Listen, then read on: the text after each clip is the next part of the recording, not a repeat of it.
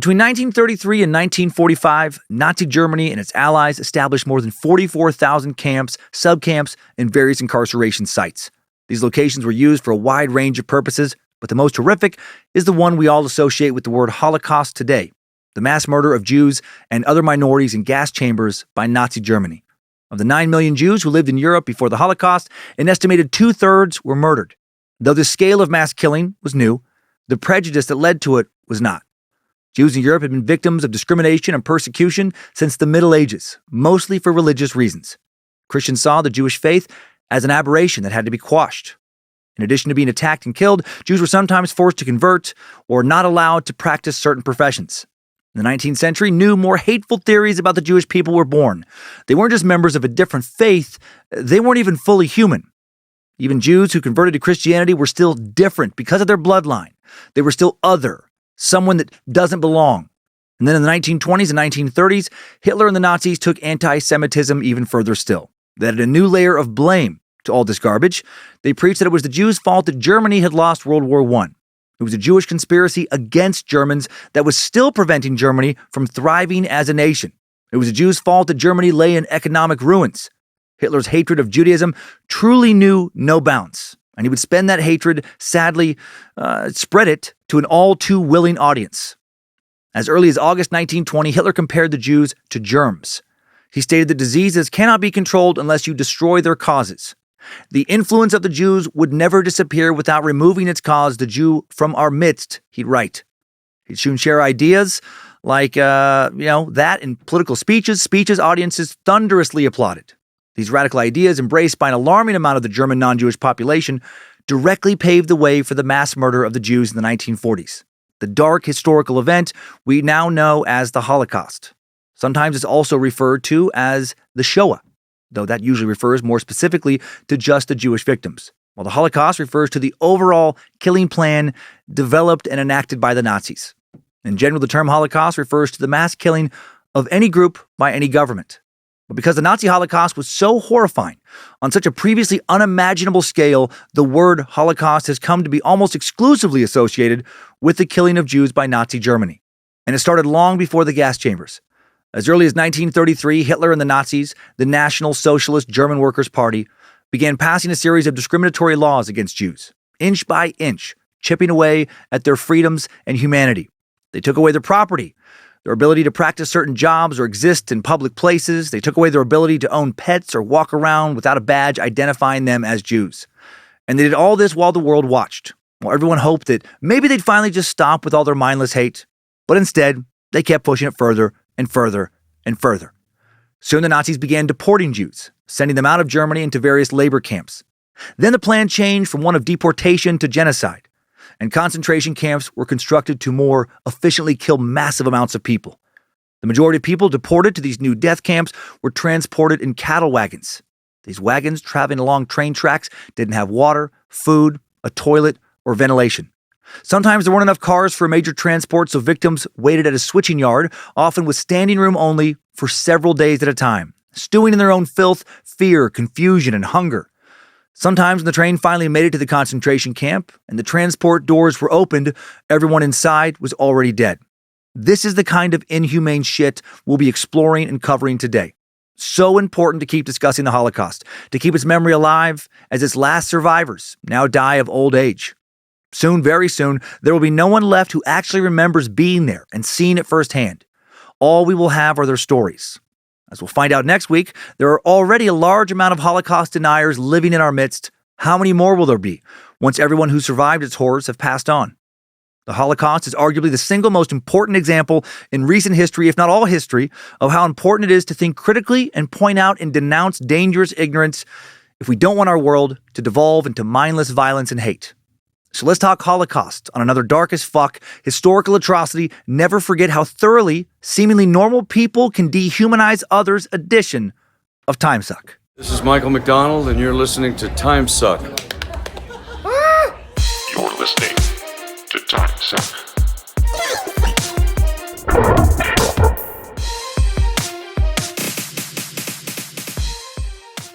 Welcome to the Cult of the Curious, Meat Sack. Curiosity is such an important attribute in the never-ending fight against ignorance. I'm Dan Cummins, the master sucker, strong pony boy Putin's vocal coach, Rodney Alcala's legal defense strategist, and you are listening to Timesuck. Hail Nimrod, I love you, Lucifina, praise Bojangles, and sing our troubles away, Triple M. Couple quick announcements, and then, a lot of horror. In the store now, before we get to the horror, at badmagicmerch.com is a bunch of stuff all related to this summer's Wet Hot Bad Magic Summer Camp this August 19th through the 21st. General admission tickets still available. There's a whole variety of items in the store: hats, flip-flops, a backpack, t-shirts, tank tops, condoms, vibrators, jetpacks, sex robots, time machines, and more. Maybe not some of those last things, but so many things. And it's all limited edition. Order by mid-July to make sure you have it in time for camp. Now let's talk philanthropy. Bad Magic Productions' donation for May is the Halo Dental Network. Founded by Dr. Brady Smith, Halo Dental Network is a coalition of dental professionals who donate their services to the dental underserved. Services include dental implants, veneers, fillings, and crowns. If you want to learn more, please visit halodentalnetwork.org. Not only can you donate now, you can also nominate someone that you know is in need. And you can offer your services if you are a dental professional. Thanks to our Patreon subscribers, we here and at Bad Magic, between Timesuck here and Scared to Death, able to give them $14,300, with another $1,600 being set aside for the Cummins Family Scholarship. All in all, we've been able to donate over $400,000 to a variety of worthy causes. So hail fucking Nimrod. Very proud of that. Thanks to everyone who has made that possible. One more piece of good news before we descend into madness. Hoping that I had a blast doing 9 shows in Salt Lake City this past week. Thanks to everyone who bought a ticket. Feels very, very nice for so many people to want to come out and catch a show. Before taking a 3-month break for the summer, I'll also be in Springfield, Missouri, May 26th to the 28th. Milwaukee, Wisconsin, June 2nd to the 4th. Davenport, Iowa, 1 show only on June 10th. Chicago, Illinois, 2 shows, June 11th. 1 sold out. Tickets available for the 2nd. All upcoming dates with ticket links at dancummins.tv. Got a lot of stuff in the fall as well. And that's it for announcements. For a podcast that covers some of the worst events known to human history, today's topic might just end up taking the cake for being the very darkest. The very worst. We won't be covering any type of torture, torment, or death that we haven't already covered before. Unit 731 quickly comes to mind. But this episode might technically be the worst simply because of the sheer scale of death and torment, and the incredibly cold, methodical, and state-sponsored methods used to kill so many people, so many children, in such a public and inhumane way. So many Germans and other Europeans had to actively help Hitler, work with Hitler and his goons to pull off the Holocaust, which is why it tops list after list of the worst mass atrocities in the history of mankind.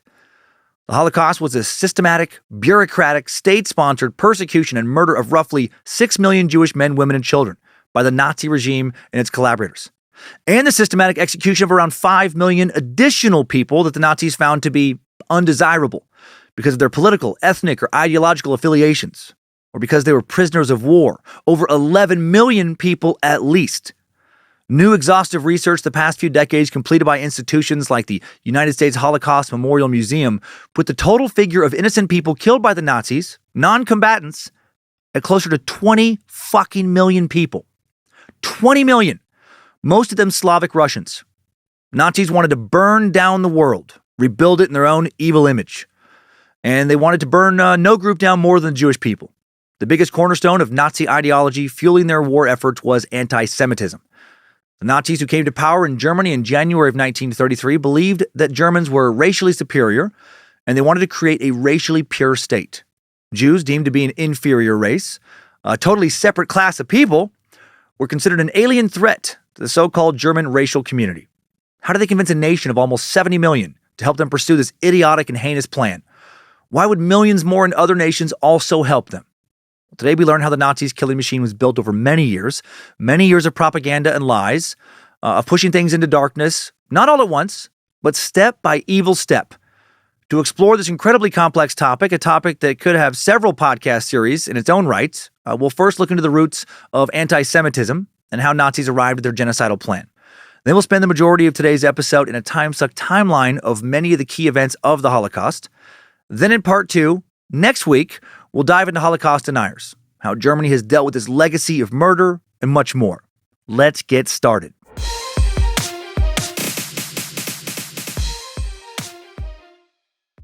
The Holocaust could easily be an entire podcast series of its own, several podcast series. Actually, there already are several podcast series dedicated to the Holocaust. Of course there are, as there should be.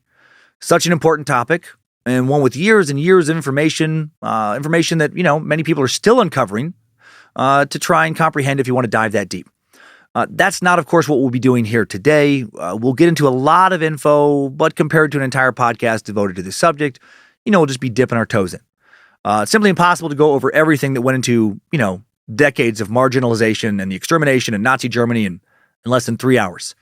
That said, I'm proud of how much information we'll be able to share this week and what I think is a pretty compelling narrative. First, we'll explore the roots of anti-Semitism in Europe and how the, quote, Jewish question became a rally point for many Europeans over the 19th century, trickled into, of course, the 20th century, and then how Nazi Germany developed a terrifying answer to the Jewish question, one that eventually became their plan to murder all of Europe's Jews. Then we'll spend the bulk of this episode in a timeline detailing the progression of the Holocaust, how the Nazis came to power, started blaming things like economic conditions and crises on the Jews, and then started enforcing discriminatory laws that marked Jews as others in the places where they'd grown up and lived, oftentimes their entire lives. And of course, we'll cover the horrifying mass exterminations that took place at the concentration camps and in villages as German killing squads roved the countryside in the Soviet Union, murdering hundreds of thousands, millions of additional Jewish people. Well, millions of additional people, hundreds of thousands of additional Jewish people. Might surprise you that genocide was not the Nazis' first answer to the so-called Jewish question. Initially, they wanted to force the Jewish people to eat their delicious pork schnitzel and play handball. And when they refused, they were fucking pissed. No, of course not. No, initially they wanted to deport them. They didn't want them dead, not at first. They wanted them gone. Unfortunately, so did a lot of other people in pre-World War II Europe. The Jewish question had featured heavily in political discourse and debate in Europe going back to the French Revolution. The revolution had given French Jews full equality and citizenship, removing all the legal restrictions they had suffered for centuries under nations and empires beholden to the Catholic Church and later their offshoots, enabling Jews to come out of the ghetto at the dawn of the 19th century. In the legal and geographical sense, it had brought them political dignity and equal rights. A lot of people didn't like that. A little note on the concept of the Jewish ghetto, to pull from our own previous research from Suck 171 on the Warsaw Ghetto. The concept of the ghetto goes back to the 13th century in Europe.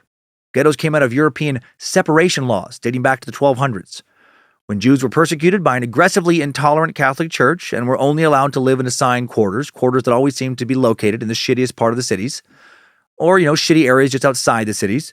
And the term originally applied to Jewish racial segregation.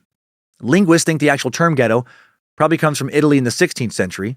The Venetian Jewish ghetto of Canaraggio, perhaps, was established on March 29th, 1516. And ghetto probably derived from the Italian word borghetto, meaning a settlement outside of a city's walls. Now, after the revolution, the granting of citizenship to Jews marked a break with age-old prejudice and persecution in the Christian West. In the wake of the French Revolution, ideas in the Declaration of the Rights of Man and of the Citizen, originally published in 1789, in the Civil Code of the French, aka the Napoleonic Code, originally published in 1804, spread through Europe, and Jewish emancipation was achieved in several countries. Initially, these were states created by the French conquest led by Napoleon, places like the Batavian Republic, Kingdom of Westphalia, France's ally Prussia, before spreading to other countries like Sweden, Britain, and Russia. Not everyone, of course, were in favor of this new equality. Many academics, statesmen, philosophers still believed there was a Jewish question that needed to be answered. Namely, how are Jews going to live in a Christian state? How is the Christian state supposed to treat Jews? Should Jews be allowed to be full citizens?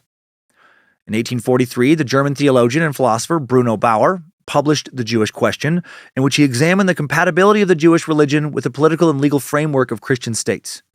In 1844, in his commentary on the Jewish question, Karl Marx proposed a radical response to this problem. Jews should merge into the universal and abandon the particularism of their culture and religion, which, perhaps more so than Christian religions, contributed to alienating and marginalizing Jewish individuals in Western societies. Interesting proposal. What if all the religious people in the world abandoned their religions and we all entered into the same belief system? How long would that last? Is humanity capable of all agreeing about something like that? I do not think so at all. I do not think we'll ever all agree on something like that. I think Marx's biggest flaw was a fundamental lack of understanding of human nature. If we were all programmable robots and not mercurial, emotional animals, I think many of Marx's ideas would work beautifully. As emancipation progressed, the Jewish question became a full Jewish problem for prejudiced Europeans who believed that the success of emancipation and the integration of Jews was a threat. They argued that Jews, having emerged from the ghettos to become full citizens, were now hard to distinguish from anyone else. They had often changed their surnames, even adopted non-Jewish first names. They had converted sometimes, moved into Christian neighborhoods. I love that they saw this type of integration as a problem. Like if these other humans looked and behaved just like them, like, oh, now how are we going to know who they are now? Like, why the fuck would it matter at that point? Amazes me how many members of our species have such strong convictions about shit that they clearly have not thought through. Now, these fuckheads thought the Jews were going to change and subvert traditional Christian societies, or as popular race science held at the time, they were going to negatively alter the racial body of the state. Again, what are they fucking talking about? Like, why should anyone ever concern themselves with race? Character. Character should matter so much more. Color, who gives a fuck about, color? A lot of people still do, unfortunately. And unfortunately, back then, color and character were strongly associated with one another. Through the 19th century, these arguments got stronger and stronger, and with it, a push to establish the Jews were a separate biological category. They were human-ish, kind of like a monkey. A lot of really smart minds thinking shit like this back in the 19th century. Sadly, still have a lot of these wonderful minds around today. So this meant that true integration in their eyes was impossible, right? According to a popular German phrase in the 19th century, a Jew stays a Jew. So just mindless tribalism. The history of humanity never has a shortage of that. Not back in the 1800s or 1900s or today. Good old us versus them. And it doesn't really matter who the them are in that equation, other than they're not us. And us is fucking great. Because us has me, and I'm part of us, and I'm great, but them, not me. Therefore, less than, not great. Because only me and mine is best. Overall, our species, I think, is very selfish and short-sighted. As is every other species, really. I mean, evolution-wise, the strong survive, and the strong often have had to be selfish to survive. To stay strong, they've avoided the weak, or taken their shit and or killed them to thrive. Sorry, I could get way off fucking track with that whole line of philosophical reasoning. Refocusing. I covered a lot of this as it pertains to the rise of anti-Semitism leading up to World War II early on in the third bonus episode of Timesuck, recorded in early 2017. Hitler's Third Reich, how did it happen? In Germany, the journalist Wilhelm Marr popularized the word anti-Semitism during the 1870s, not as a negative way to call out prejudice, but as a way to positively identify the anti-Jewish movement. So, it actually was a very negative thing. The League of Anti-Semites would be established in 1879, hardening the idea that Jews were a biological foreign body that didn't belong in racially pure nation states. And members of this league, I will say, they at least had their hearts in the right places. I mean, overall, they were great people. They opened meetings with hugs, little social games like look to the person to your left, tell them why they're special. They would close meetings with prayers for world peace, universal empathy, greater understanding, tolerance, and love. At any given meeting, you'd routinely hear phrases like, I hadn't thought of it that way before. Thanks for offering me a new perspective.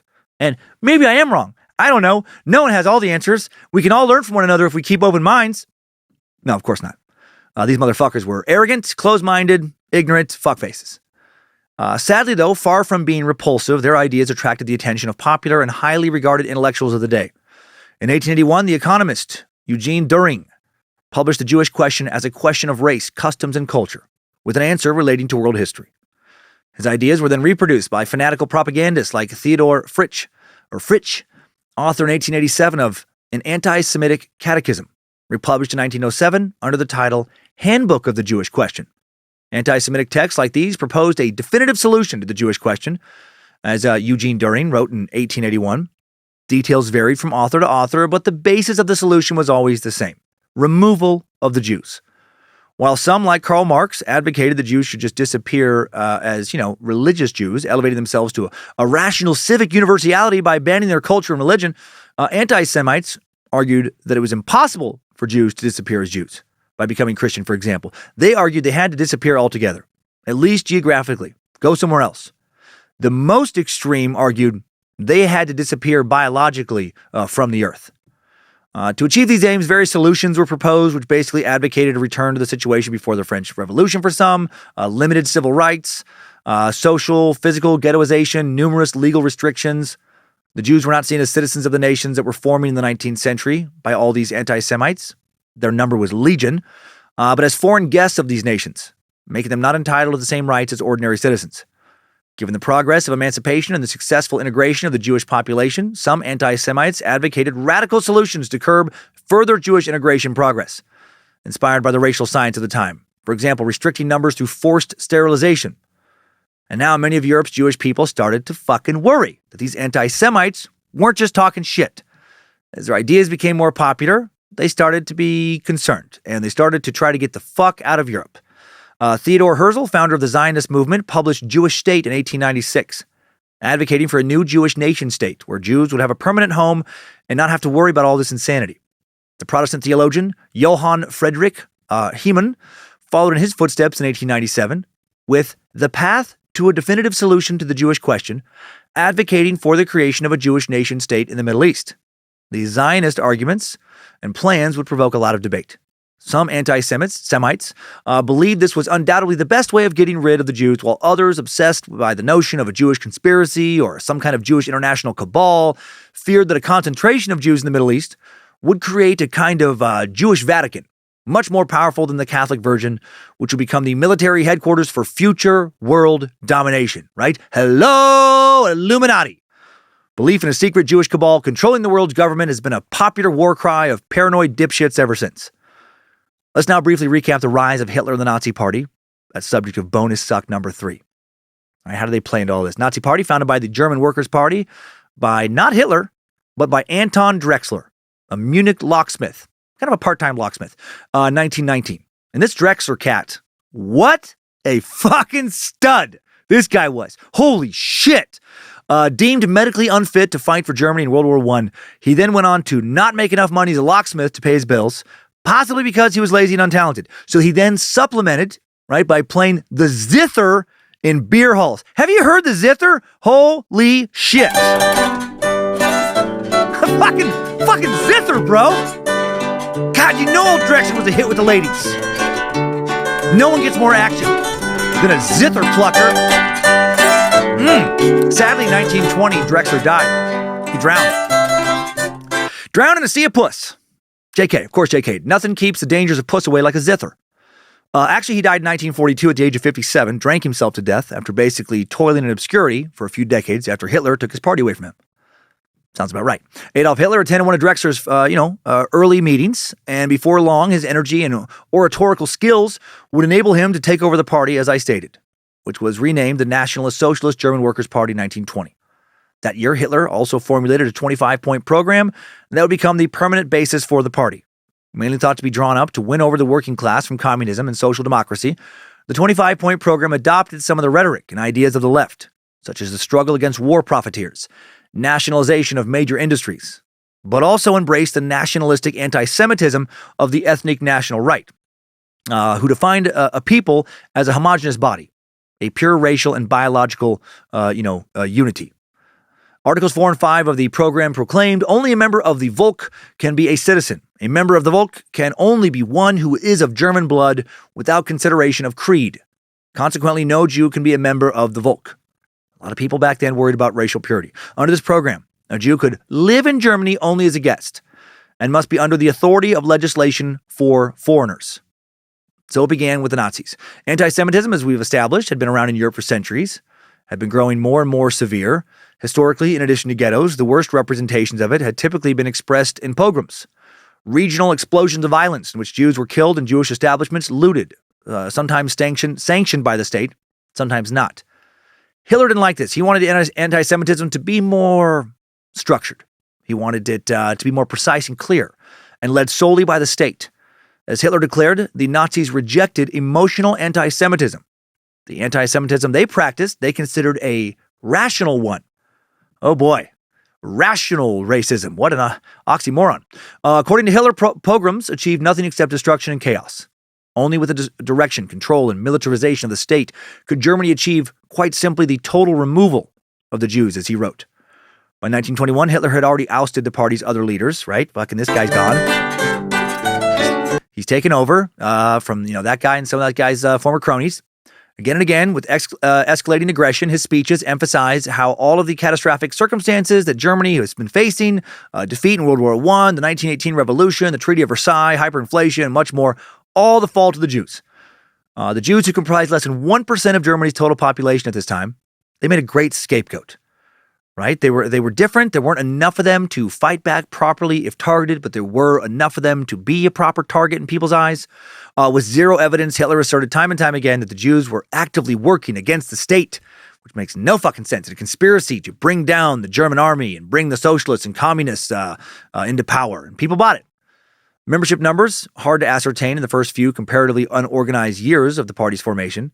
But we know that the Nazi Party's membership grew from 25,000 in 1925 to about 180,000 in 1929.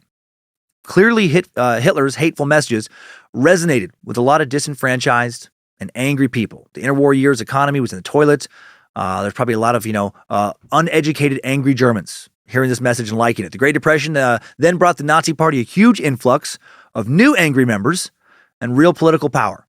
From 1929 to 1932, the party vastly increased its membership and voting strength. Its vote in elections from the German the German parliament increased from 800,000 votes in 1928 to about 14 million in July of 1932. Nazi Party quickly emerged as Germany's largest voting bloc, and they quickly used their new might to get the Jews out of Germany. From 1933 to 1941, Nazi policy was summed up in a notorious slogan of theirs, very simple slogan, just two words, Jews out. Not very subtle, didn't hide their hate. This is the party that now had become Germany's most popular, the party who chanted Jews out at rallies. Important thing to understand about the Nazis in Germany was, how blatantly horrific and popular they were. And what had the Jewish people done to bring this hate onto themselves? Mostly, honestly, they refused to accept Jesus Christ as their personal savior. They believed Christians followed the wrong prophet. Not aggressive about that belief, but the belief existed. And that belief felt insulting. And they worshiped differently. They often looked different. Many men had beards when most Christians didn't. Shit like that, and it was enough. They remind me of homophobics now, right? Someone doesn't believe in the same kind of sexual limitations that I do. The limitations that my God has imposed on me, well, fuck them. Get the gays out of our schools. Get them out of our society. Some of you might not like me hearing me make that parallel, but to me it's pretty clear and something that concerns me, because if you believe in science, which I do, then you understand that you have no more control over your sexual persuasion than you do over what religion, culture, or ethnicity you're born into. Straight kids can't just be turned gay. That's some conversion therapy, wackadoodle bullshit propaganda. A form of Nazism can rise up anywhere when you normalize hatred of those born differently than you. Starts off with the removal of some rights, cultural classification of being different, less than, then left unchecked, grown through more hate, more time. It can eventually turn into extermination. From a biological point of view, the Nazis argued Jews were not only foreign, but also dangerous because they were contaminating. They had to be driven out from the German race, and it's Lebensraum, that stupid fucking notion of living space we've talked about in the few past sucks. The idiotic notion that it was Aryan destiny to spread out around the world and displace other inferior cultures, a notion that existed before Hitler. After 1933, Nazis passed laws and decrees to make Germany a state that was free of or purified of Jews. More than 400 laws would now ban Jews from doing business, owning property, owning pets. Couldn't even own pets. Jesus Christ. What would they do with that fucking dog when left to their own devices? Forbidden from entering an ever-increasing number of public spaces. Still in the 1930s, the murder of millions of people was unthinkable, probably, even for the most ardent Nazis, if only logistically. Clearly, though, the road to killing Jews had already been pretty much completely paved by this point. They're being framed as subhuman, not worthy of the same rights other humans have. They're being framed as a walking, breathing pestilence, a plague. And isn't it a good thing to rid one's culture of a plague? Extermination, looking back now, seemed almost inevitable back in 1933. Context and plans were now slowly evolving for the Nazis to develop their so-called final solution, the plan to murder Jews systematically in concentration camps.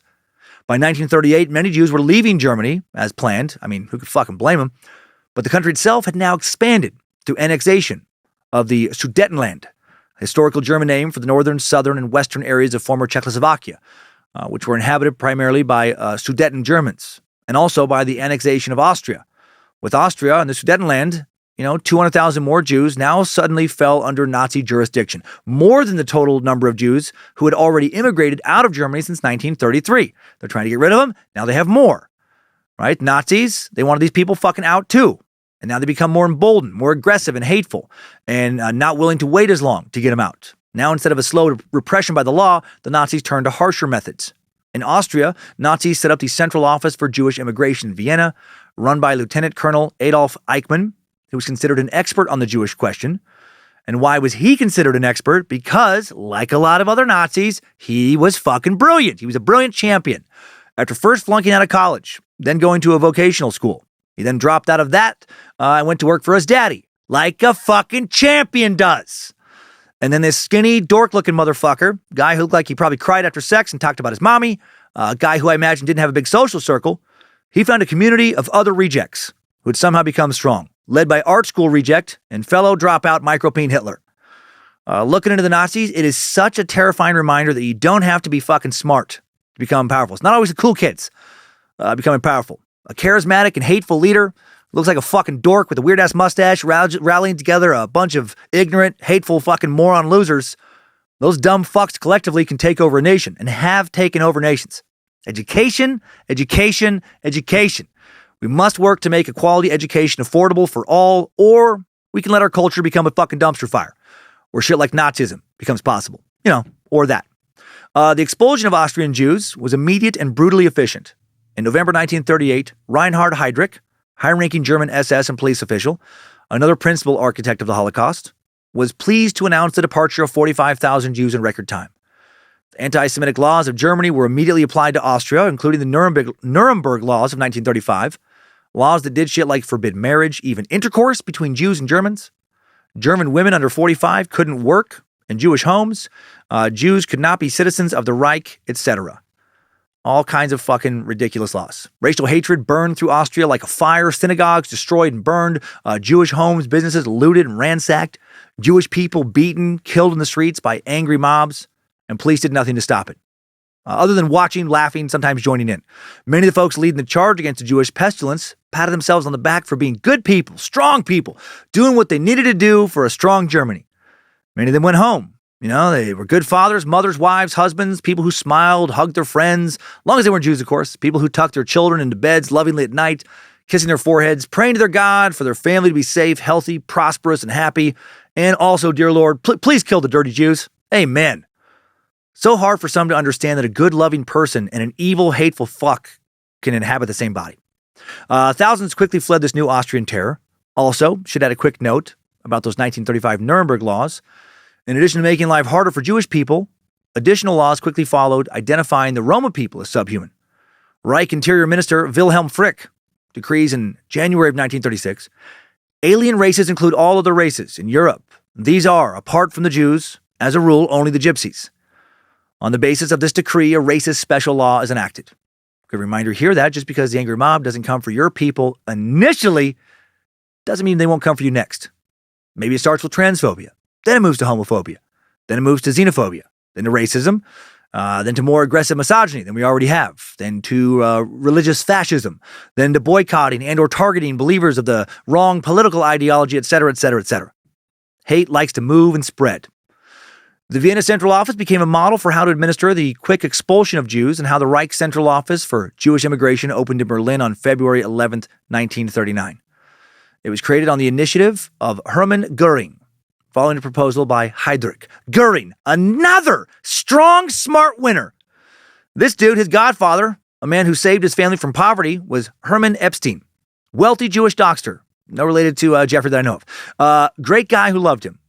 What a special kind of piece of shit Göring was to turn his back on the guy who'd saved his family growing up in such a grotesque way. Göring was a mentally unstable opiate addict who'd been locked up in an asylum for a while. In 1925, the guy was literally wearing a straitjacket. And then Hitler was like, I like this guy. There's good pure Aryan stock. He makes strong Nazi. The world need more like him. I don't know what accent that was. I didn't plan on trying to do an accent until I already started talking like Hitler. Probably should have thought about that. The first director of the Reich Central Office for Jewish Immigration in Berlin was Colonel Heinrich Müller. Succeeded a few months later by two-time dropout, Daddy, can you please give me a job, Eichmann. But this would change again with the Kristallnacht, the Night of Broken Glass. On the night of November 9th, 1938, violent anti-Jewish demonstrations broke out across Germany, Austria, Sudetenland, the region of Czechoslovakia, or the Czech Republic now. Nazi officials depicted the riots as justified reactions to the assassination of German foreign official Ernst von Rath, who had been shot 2 days earlier by Herschel Greisenspan, 17-year-old Polish Jew distraught over the deportation of his family from Germany. Over 48 hours, violent mobs destroyed hundreds of synagogues, burning or desecrating Jewish religious artifacts along the way. Acting on orders from Gestapo headquarters, police officers and firefighters did nothing to prevent the destruction. All told, approximately 7,500 Jewish-owned businesses, homes, and schools were plundered, and 91 Jews were murdered in an orgy of hate and blood. An additional 30,000 Jewish men arrested, sent to newly built concentration camps, plural. Though they claimed that Kristallnacht was spontaneous action by the German people. In fact, Nazis in the German army led the riots themselves. And even though they led the riots themselves, Nazis soon regretted how, Kristallnacht had gone down. The damage, billions of dollars worth, harmed the German economy. That upset them, not the violence. And the public, anarchist display of violence was at odds with how Nazi party leaders branded themselves as rational and highly efficient people. The way the violence occurred upset them. They just didn't like the optics. Hermann Göring, in particular, commander-in-chief of the Luftwaffe, was furious. He summoned a meeting at the ministry to try and evaluate the economic and financial damage. During the meeting, he aligned himself with Reinhard Heydrich, and the two reevaluated their policy towards the Jews. Going forward, they preached a policy of order and discipline, not rioting. Efficiency, not economic destruction. The meeting made two decisions. One, to claim that the Jews themselves were to blame for the riot, not to pay a fine of 1 billion Reichsmarks, equivalent to about $400 million in 1938. And two, to achieve the full removal of Jews from Germany quickly. Insane. These guys were insane. The fine part fucking kills me. That's the equivalent of being raped. Then the police catch your rapist. Then they order you to pay the rapist more money than all the money you have for the trauma the rapist went through raping you. Nazis. Party of the people. Cue parades. Lots of cheering. Flag waving. Fuck yeah, bro. When France fell to the Nazis in the summer of 1941, some Nazis would advocate expelling Jewish people to the French-controlled island of Madagascar, off the coast of Southeast Africa now. They felt that Madagascar had the advantage of being an island. That would allow millions of Jews to be confined under tight Nazi control, right? They wouldn't be able to create that Jewish Vatican, go full fucking Illuminati and shit. But then the Madagascar plan, which was very carefully drawn up under the direction of Eichmann, turned out to be impractical because of a British control of the sea in the area. So gosh dang. What a waste of valuable time for those champion brainiacs. At the same time, extreme violence was being unleashed by Nazis on Poland and Polish Jews. Nazi Germany occupied Poland starting September 1st, 1939. Even more than German Jews, Nazis considered Poland's Slavic Jews racial others. Extra plaguey, extra subhuman. Nazis thought so little of Slavic people in general, their racial hatred spreading further now. They also killed many non-Jewish Polish to establish firmer control of the new territory. They started by going after their intellectuals, artists, members of the liberal professions, senior civil servants and officials, others. As part of Operation Tannenberg, special units of police and SS officers murdered more than 60,000 people in September and October of 1939, Jews and non-Jews. Nazis wanted to eradicate, destroy Polish culture, right? Their hate's spreading. It's evolving and strengthening. First, it's I don't like these people. Then once they realize they can do whatever the fuck they want to these people, they think, well, who else do I want to get rid of? Who else do I want to torment? Let's spread it around. Reminds me of the kill cycle of so many serial killers, right? The initial kills often spread out, great care taken to hide the evidence. Then as the killings go on and the bloodlust becomes more powerful, they become more emboldened. They eventually go, full fucking Ted Bundy at the Chi Omega sorority house in Florida. The Nazis' idea was the new territory in Poland would take in German Jews. The first deportations of 1939 were experiments. How easy would it be to deport Jews, hold them in camps that they had to build and maintain themselves while awaiting deportation further east, wherever that was? Meanwhile, Germany kept expanding. After their victory in Poland and equally rapid victories in the West and the Balkans, more than 3 million extra Jews now in regions under German control. So now what? How to get rid of so many? Where to deport them? Nazis first looked further east, right? If the sea route to Madagascar was closed, if immigration was not an answer because no country wanted to receive the growing number of Jews of the Reich, which was a problem, the east seemed full of possibilities. Nazis thought they could use existing railway systems for mass deportations far to the east, preferably to the Arctic Circle, where Jews would then be left to their frozen fates. Jesus Christ. The problem was that there were already Jews in the east, and in the eyes of the Nazis, adding to their numbers represented a danger to military security, right? They could form that fucking Jewish Vatican again. It's maybe around a bunch of igloos or something. Also, since German armies were supposed to support themselves using the resources they found in conquered lands, it didn't seem reasonable to increase the number of people who needed food. Nazis now felt they needed to decrease the number of Jews. That only that would solve their problems. Enter the final solution to the Jewish question. In a letter dated July 31st, 1941, from Hermann Göring to Reinhard Heydrich, the SS given the responsibility of finding an overall solution to the Jewish question. As supplement to task, which was entrusted to you in the decree dated 24 January 1939, namely to solve the Jewish question by immigration and evacuation, I herewith commission you to carry out all the preparations with regard to organization, the material side, and financial viewpoints for a final solution of the Jewish question in these territories of Europe which are under German influence. If the competency of other central organizations is touched in this connection, these organizations are to participate. I furthermore commission you to submit to me as soon as possible a draft showing the measures already taken for the execution of the intended final solution of the Jewish question. The plan that had started out as a forced immigration became forced evacuation, now roundup and extermination. And so it began.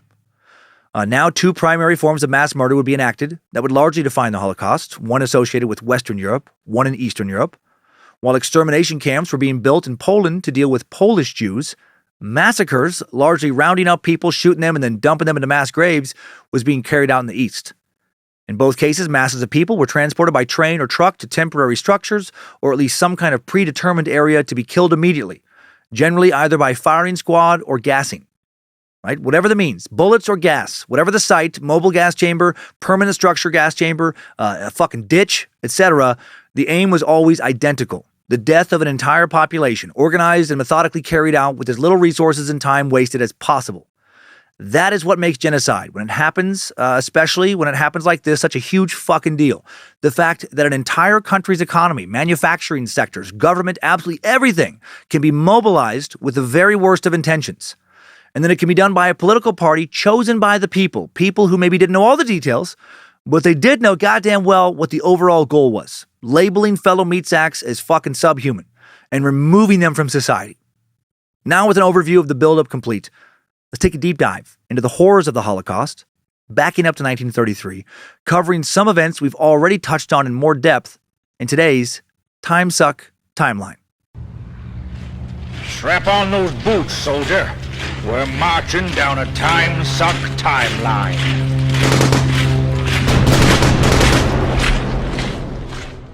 January 30th, 1933, German President Paul von Hindenburg appoints Adolf Hitler as Chancellor of Germany. Spurred by the German people's frustration with the economy and their humiliation from World War I, the Nazi Party had won 230 governmental seats in July of 1932. Paul von Hindenburg had initially been opposed to Hitler as Chancellor, but as a result of a series of complicated negotiations and populist pressure, Hindenburg was convinced to appoint Hitler as Chancellor with the understanding that a non-Nazi vice-chancellor and other non-Nazis in key governmental positions would contain and temper Hitler's more brutal tendencies, which they were well aware of. But he would be wrong. They would all be wrong. No one would contain Hitler.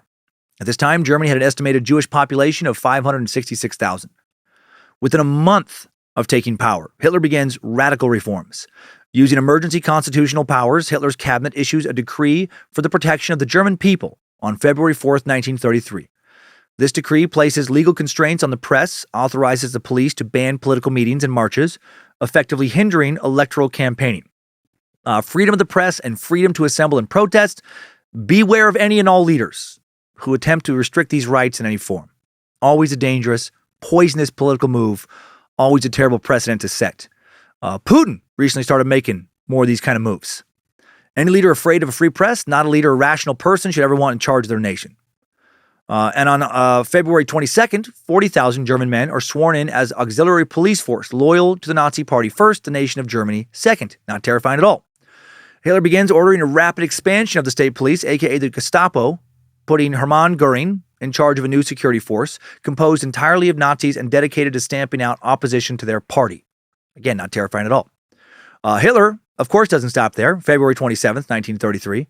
The building housing the German parliament, aka the Reichstag, burns down from an act of arson. Immediately, the Nazi leadership and its German nationalist coalition partners exploit the fire to persuade President Paul von Hindenburg that communists, the next biggest political party in Germany next to the Nazis, were planning a violent uprising to derail Germany's national renewal. While the origins of the fire, still unclear, many think the Nazis burned it down themselves to secure political power because, just a day later, February 28th, the emergency powers are granted to Hitler as a result of the Reichstag fire. How convenient.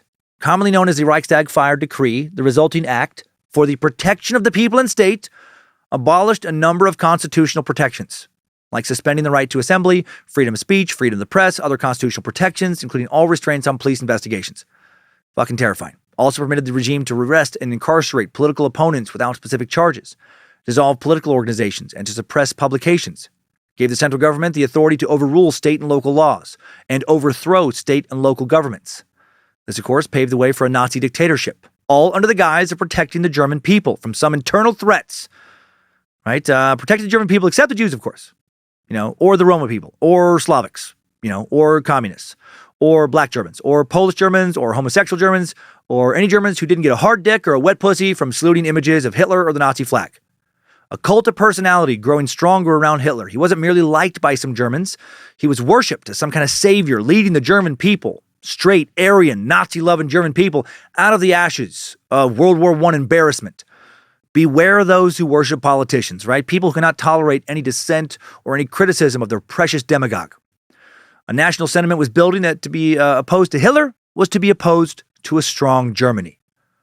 Within weeks of that motherfucker locking down Germany under a martial law type of control, the first concentration camp opens. March 22nd, 1933, the first prisoners arrive at Dachau, concentration camp originally intended for Hitler's political opponents.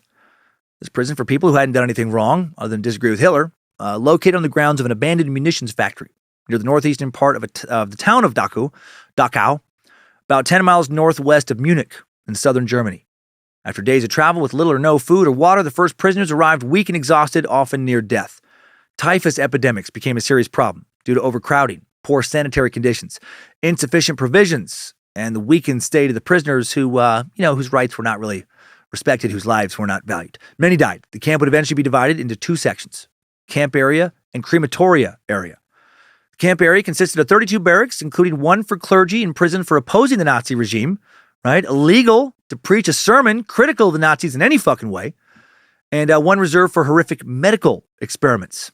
Eventually, at this camp and at others, experiments would be conducted on food contamination, blood coagulation, the effects of various poisons and gases, starvation, bone, muscle, nerve transplantation, head injuries, the effects of bacteria being injected directly into bone marrow, being frozen, being subjected to high-altitude simulation, being given all manner of diseases, being given nothing but seawater to drink, being operated on with no painkillers, being sterilized, exposed to radiation, having explosive devices tested on human guinea pigs, electroshock experiments, being raped in order to be given venereal diseases, men, women, children, butchered, poisoned, tortured, you name it. There were no ethical boundaries that couldn't be crossed. Camp administration was located in the gatehouse, the main entrance. Camp area had a group of support buildings containing the kitchen, laundry, showers, workshops, as well as a prison block. Courtyard between the prisons and the central kitchen used for summary execution of prisoners. An electrified barbed wire fence, a ditch, and a wall with 7 guard towers surrounded the camp. Dachau prisoners, those not immediately killed, used as forced laborers. At first, they were employed in the operation of the camp and various construction projects, and in small handicraft industries established in the camp. Prisoners built roads, worked in gravel pits, drained marshes, helped strengthen Nazi Germany before the state fucking kills you. Heinrich Himmler, as police president of Munich, officially described the camp when it opened as the first concentration camp for political prisoners.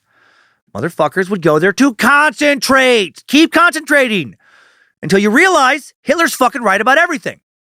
During the first year, the camp has a capacity of 5,000 prisoners. Initially, the internees, primarily German communists, social democrats, trade unionists, other political opponents of the Nazi regime.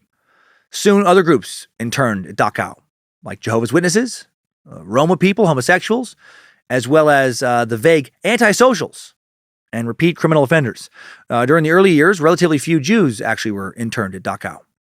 March 24th, 1933, the German parliament passes the Enabling Act. Let's give Hitler fucking more power. He hasn't even been in power for 2 months yet.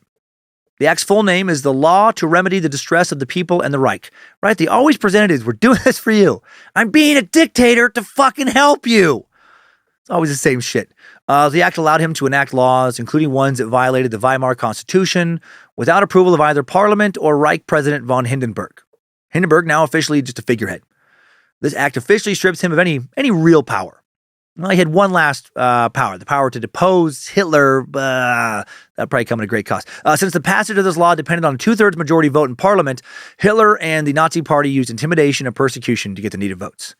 Do you want to help Germany get strong again? Well, you need to go to Dachau and concentrate. Nazis literally prevented all 81 communists and 26 of the 120 social democrats from taking their seats for this vote, right? Detaining them in their houses, businesses, other areas outside of Parliament. In addition, they stationed secret police in the chamber to intimidate remaining representatives and guarantee they voted the right way.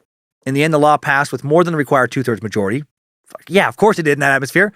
Only a few social democrats still voted against it, and I'm guessing their political futures ended with those votes. And later, if they didn't escape Germany pretty quick, probably their lives as well. Germany's Supreme Court now did nothing to challenge this act's legitimacy. I mean, those justices knew that voting it down would not stop it. It would just lead them to being officially stripped of all their power, which had really already been stripped just with the new laws the Nazis were passing. You know, if they opposed Hitler, they would be punished severely. So they accepted the majority vote, overlooked the absence of the communist delegates and the social democrats who were under a weird kind of arrest for the day. Then on April 1st, 1933, Hitler says, April Fools. He steps down from power and disassembles the Nazi party. He releases everyone held in Dachau and rescinds all the horrific laws passed by the Nazis. Everything in Germany is great again. All are treated equal. Hitler heads to the countryside, focuses on watercolor paintings of peaceful German lakes and streams, shaves a stupid fucking mustache, grows out a big old beard that his grandkids will later love to tug on. Of course, JK. No, April 1st, 1933, first government-sanctioned boycott of Jewish shops and businesses takes place. Less than 3 months after coming into power, the Nazis stage an economic boycott targeting Jewish-owned businesses and offices of Jewish professionals. To justify this, Nazis claim that German and foreign Jews are spreading atrocity stories, simply just to randomly damage Germany's reputation. Well, it's not stories, it's facts. Word's already getting out about all the horrible shit the Nazis are doing. And so Hitler has to tell his people, it's lies, lies, lies. Reminds me of what Putin's doing right now in Russia. Nazi officials stood menacingly in front of the Jewish-owned department stores and retail establishments, outside offices of Jewish professionals, holding signs, shouting slogans such as, don't buy from Jews, Jews are our misfortune. Imagine that today. Imagine some bunch of dickheads holding signs out in front of your shop, screaming at customers to not shop at your business because of your race. Imagine it's police and politicians doing that, right? Elected officials, not just fucking stray lunatics. Although the national boycott campaign lasted just a day and was ignored by many individual Germans who continued to shop in Jewish-owned stores and seek the services of Jewish professionals, the boycott marked the beginning of a nationwide campaign by the Nazi Party, publicly against German Jews. Soon laws will be passed to prevent Jews from doing pretty much fucking everything. On April 7th, the laws for reestablishment of the civil service barred Jews from holding civil service, university, and state positions. April 26th, German secret police, the Gestapo, the SS is established. Hitler hasn't been in power for 3 months yet. Nazi regime wanted to establish a centralized political police force that would answer directly to Nazi leadership. To create this, they had to reform the existing decentralized police system, which in the 1930s was tied to local governments. The Gestapo, staffed by plainclothes policemen, often called Gestapo agents. Most of these men professionally trained. They often had worked as detectives or political policemen during the Weimar Republic. One Gestapo agent, Heinrich Müller, worked for the police in Munich since 1919, went on to become the head of the Gestapo in 1939. Professionally trained policemen like Müller brought experience, knowledge, and skill to the Gestapo. But not all Gestapo agents were longtime policemen. Some came to the Gestapo through the Nazi intelligence service, the SD. These SD men were Nazi devotees with little or no police training. They were hired as part of SS leader Heinrich Himmler's plan to transform Germany's existing police system into a Nazi party-driven institution. The Gestapo's mission was to investigate and combat all attempts to threaten the state, right? Read that as Heil Hitler or get fucked. And the Nazi view, threats to the state encompassed a wide variety of behaviors. These behaviors included everything from organized political opposition to even individual critical remarks about the Nazis, real or rumored. To combat this wide array of potential threats, the Nazi dictatorship gave the Gestapo enormous power. If a Gestapo agent found out that you had told a fucking joke about Hitler, which a coming December 1934 law would make literally illegal, specifically, you could not joke about Hitler. That's fucking scary, right? When your leader is like, it's illegal to joke about me. That's not someone anyone should like. You could be accused of performing a malicious attack against the state or the party if you're accused of this. You could legally be arrested by the Gestapo, have a trial before their special little kangaroo court who found guilty whoever they fucking felt like it, and be sent to a concentration camp for as long as they felt like keeping you there. Or, they could just kill you. All because you say, talked about how Hitler had a micropenis. Only one ball, and for sexual pleasure, liked to have women kick and shit on him.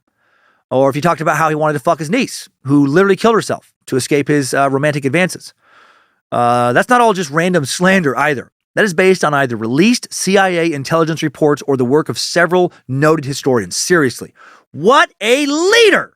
A failed art student with a teeny tiny dick, one ball, a desire to be shit on, who is sexually obsessed with his fucking niece. Good, strong, Aryan stock. Oh, Heil Hitler. Oh boy. Gestapo would send many to concentration camps. The Gestapo had the power of protective custody that allowed them to bypass the court system.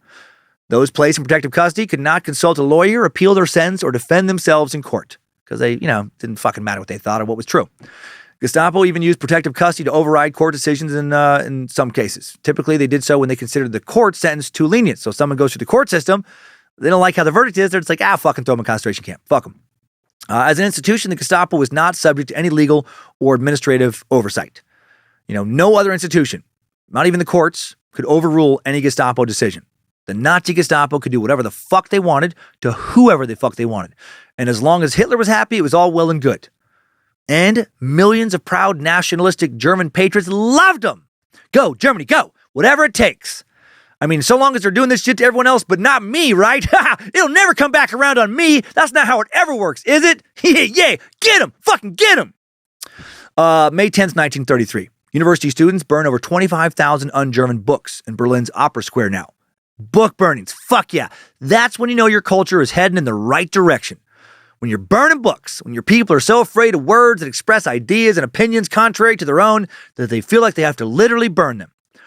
Students threw books pillaged mostly from public and university libraries onto bonfires with great ceremony. Band playing, we got the fucking music, they're dancing and smiling.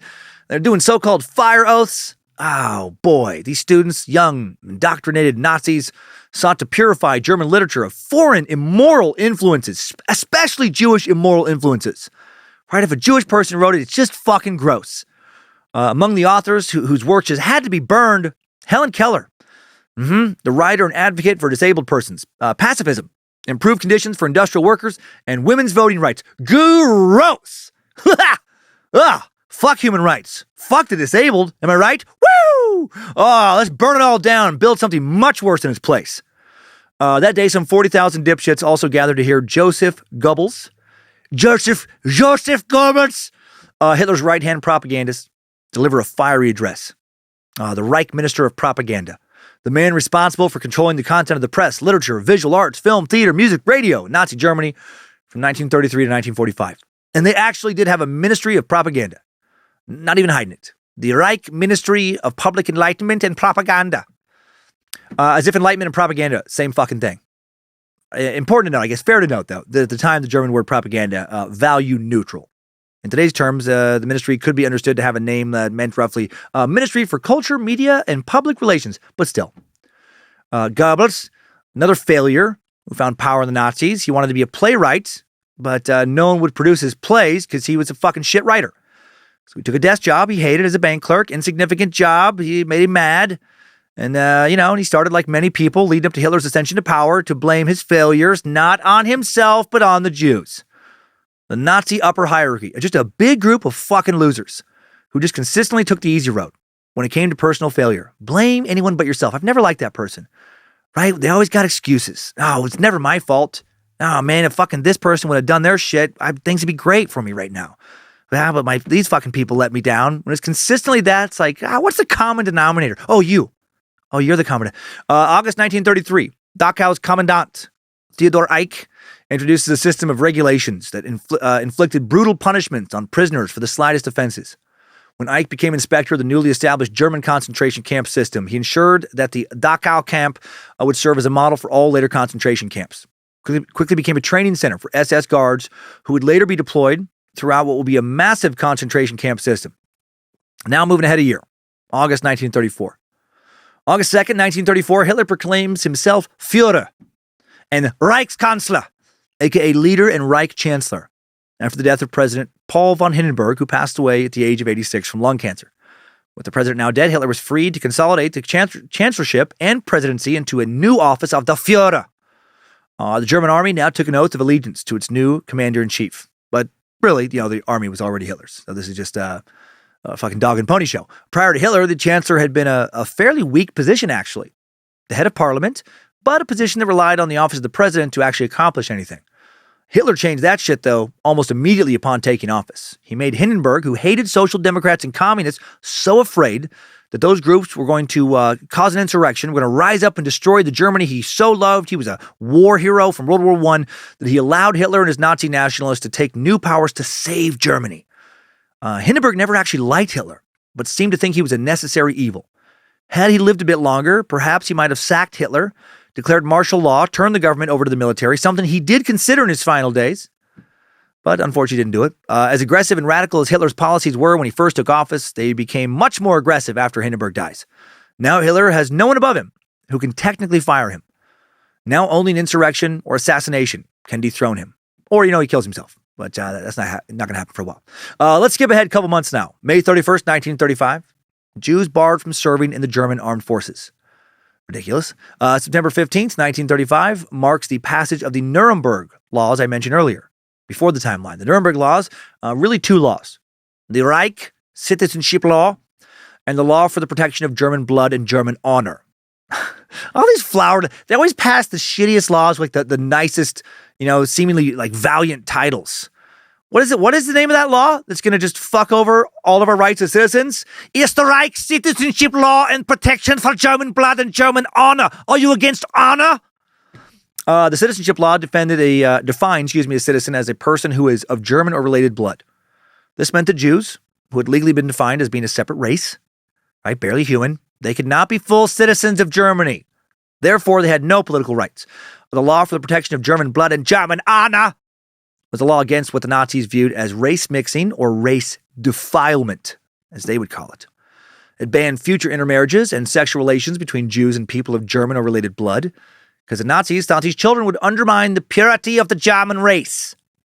2 months later, November 15th, 1935, Germany further defines a Jew in their legal codes. They categorize a Jew as a person with at least 3 Jewish grandparents. A grandparent was considered Jewish if they belonged to the Jewish religious community. Thus, the Nazis now define Jews by their religion, not just by supposed racial traits that Nazism attributed to them previously. None of this makes any sense. Again, you don't have to be smart to be powerful. We have some politicians in offices right now that I wouldn't hire to be a fucking intern for anything. They're, at least in my opinion, blatantly very stupid. But they've got confidence and they've got conviction.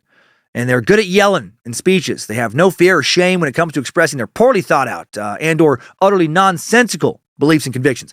Confidence, conviction, charisma, the ability to deliver a passionate speech, throw out some cool catchphrases, so much more important to political success than skill in diplomacy, problem solving, basic raw intelligence, intellectualism, statesmanship. You get it. Fun. New Nazi race laws also categorize some people in Germany as mixed race persons. According to the law now, these people were neither German nor Jewish.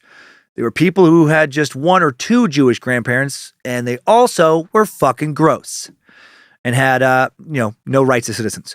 To prove that one was not Jewish, people were required to use baptism records, religious records, gravestones to indicate their grandparents' religious identities. It was, guilty until proven innocent. Once you were labeled Jewish, you had to come up with a lot of paperwork to prove that you weren't.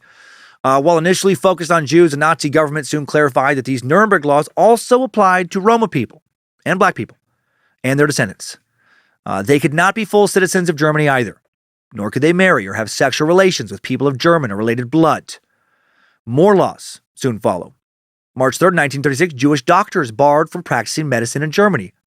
Imagine that. Imagine your nation hates you so fucking much, they won't even allow you to heal their sick. Again, how stupid is that?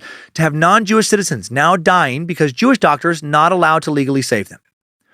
March 7th, Germans march into the Rhineland. The Rhineland was a big point of contention for post-World War I Germany.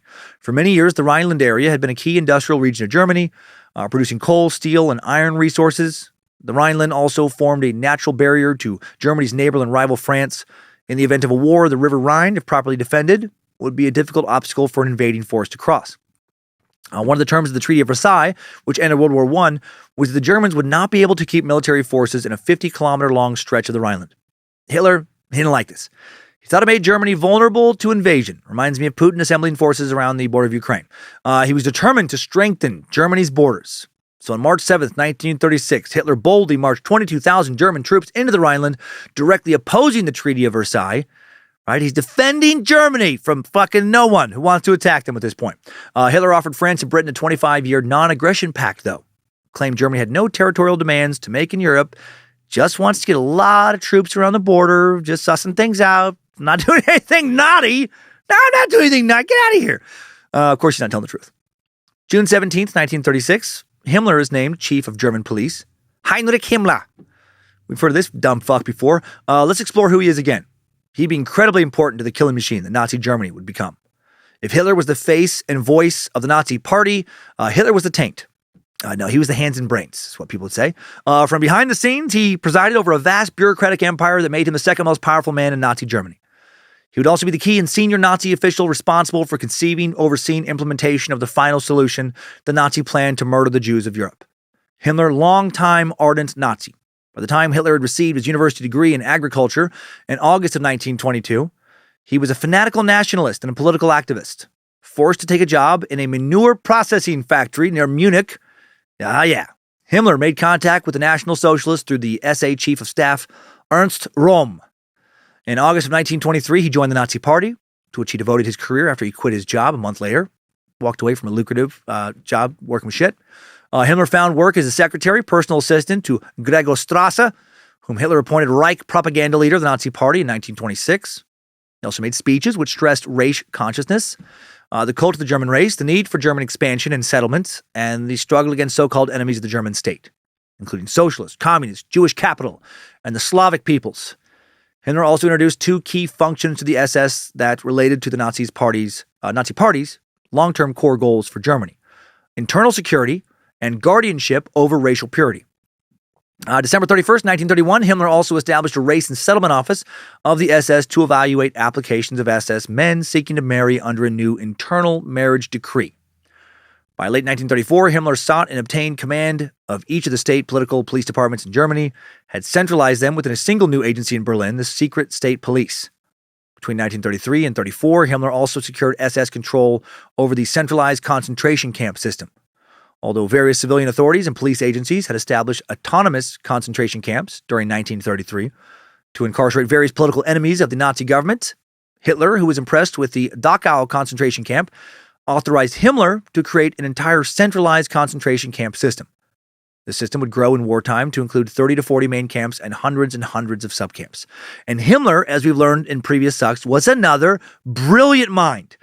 He had a Rasputin-like personal occultist, Karl Maria Willagut, whom he consulted regarding insane shit, like looking for passages, openings to a hollow earth, where there was a magical land of telepathic giants and fairies called Thule, a place Himmler believed was the origin of the Aryans and a very real place. Have you met my wonderful pet psychic, Karl? He has such a wonderful mind.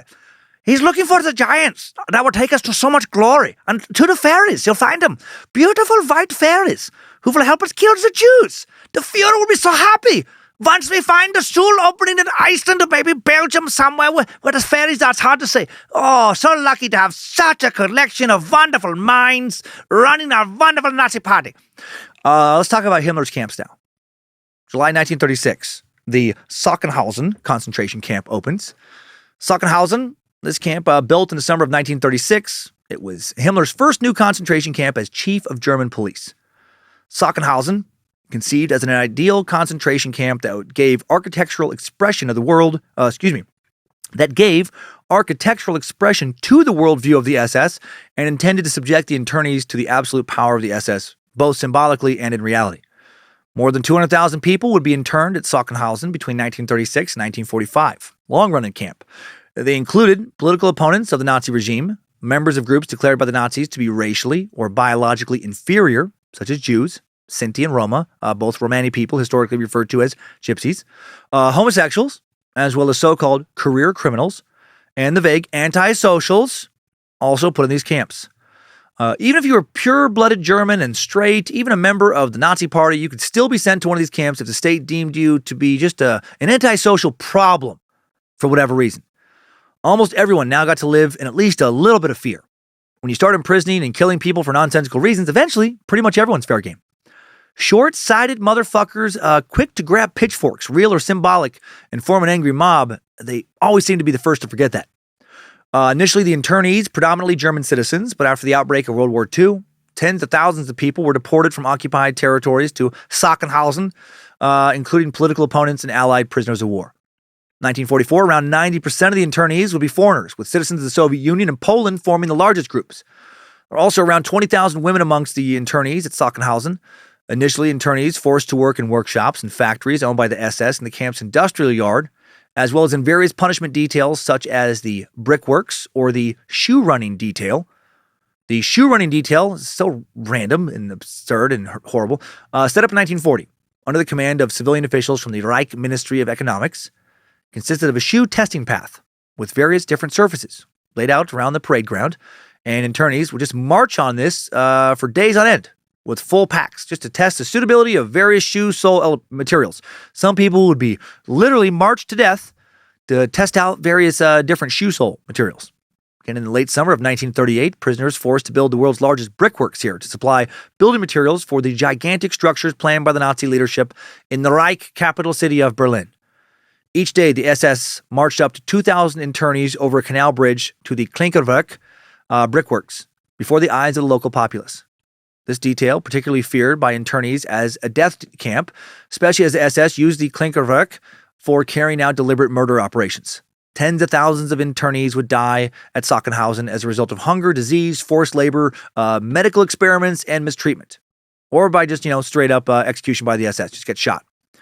Autumn of 1941, the SS executed at least 13,000 Soviet prisoners of war, among whom many were Jews, and a purpose-built neck shot unit. Just use these motherfuckers for target practice. And the testing of gassing vehicles, right? Doing some hardcore product testing for their weapons of war. Let's see how this gas works. Let's see how that gas works. About 6 months later, in the spring of 1942, an extermination unit built in the industrial yard with a crematorium and a neck shot unit and a gas chamber added in 1943. Analogously to Tower A, which was the entrance gate, the SS cynically named this building Station Z, right? A through Z. Everything Z, you're done. Back it up now to 1936. October 25th, Hitler, fellow racist Mussolini, fellow fascist, over in Italy, formed the Rome-Berlin Axis. This alliance contained a protocol committing Germany and Italy to follow a common foreign policy. Now Germany and her partners in military aggression will be known as the Axis powers. July 15th, 1937, Buchenwald. The Buchenwald concentration camp opens. Together with its many satellite subcamps, Buchenwald was one of the largest concentration camps established within German borders of 1937. Constructed about 5 miles northwest of the city of Weimar in east-central Germany, located in a wooded area on the northern slopes of the Erzgebirge. Prisoners lived in the Buchenwald main camp. This area is surrounded by an electrified barbed wire fence, watchtowers, chain of sentries outfitted with automatic machine guns. Inside the main camp, a notorious punishment block known as the bunker. It was located at the entrance of the main camp. This is where prisoners who violated camp regulations were punished and often tortured to death. In addition to the punishment block, the main camp included 33 wooden barracks, 15 two-story stone buildings, a prisoner's infirmary, kitchen, laundry, canteen, warehouses, workshops, and disinfection buildings. Also eventually had a railway station, brothel, and crematorium. Yes, a brothel. Eventually, at least 10 different concentration camps would feature brothels. This is some straight-up Handmaid's Tale Jezebel shit. Women forced to reward the men of Gilead under Hitler's eye. Women forced to be sex slaves could not be Jewish. The vast majority were women in prison for being antisocial, right? A crime very arbitrarily defined under Hitler to include prostitutes, also just women suspected of having political ties or being homosexual or having relationships with Jews. They were made sure to be free of venereal disease, checked regularly. They were either sterilized or given regular abortions whenever they got pregnant. And then they were offered as rewards to camp workers, non-Jewish workers, of course. They were incentive to work harder. They were offered to German guards as rewards for good behavior. One forced camp sex worker named Frau B in a German article said she would service up to 5 men an hour. Just another in a long line of horrific abuse orchestrated by Nazi Germany. So SS guard barracks in the camp administration compound located in the southern part of Buchenwald. Buchenwald main camp administered at least 88 different subcamps. Subcamps located across Germany from Dusseldorf in the west to Germany's eastern border. All these camp systems had satellites working to provide raw material or refined material, whatever, to produce weapons of war, supplies for the German populace, etc. Some subcamps state-owned, others private enterprises. I think I forgot about that. I found that super interesting. I had previously thought, at least recently, that it was all state-owned stuff. For example, in February of 1942, the Gustloff firm established a subcamp of Buchenwald to support its armaments works. In March 1943, the company owned a large munitions plant adjacent to the camp. This private company, an especially evil one, a corporation funded by properties, businesses, and wealth confiscated from Jews, named after Wilhelm Gustloff, a Nazi so dedicated he probably beat off to pictures of Hitler, probably shaved his ball hair to give himself a little Hitler stash right under his tiny Nazi dick, saluted his own sack in the mirror. Heil, tiny Hitler! He was founder of a Nazi party organization serving Germans living outside the Reich. He lived in Switzerland, spent a lot of his time, energy, and money spreading anti-Semitic propaganda. He was once sued by a group of Swiss Jews for publishing the Protocols of the Elders of Zion. Talked about that book in several sucks. That fictional but presented as fact book that basically launched all the conspiracies centered around the Jews have all the money, a small group of Jews, the Illuminati run a fucking shadow government that controls the world, that shit. Luckily, this piece of human-shaped fucking garbage, this turd, gunned down by a Jewish man in Switzerland in 1936 at the age of 41. And that guy, David Frankfurter, 27-year-old Jewish student at the time, put in a Swiss jail, where he would remain jailed throughout World War II. Then, as soon as the war was over, he was pardoned and released. So, hail Nimrod and hail David Frankfurter. Then he moved to Tel Aviv, Israel, worked for the Ministry of Defense, became an officer in the army, had a great life until he died in 1982 at the age of 73. Back to Buchenwald. Some horrifying experiments would happen there. Beginning in 1941, these experiments took place in several barracks in the northern part of the main camp.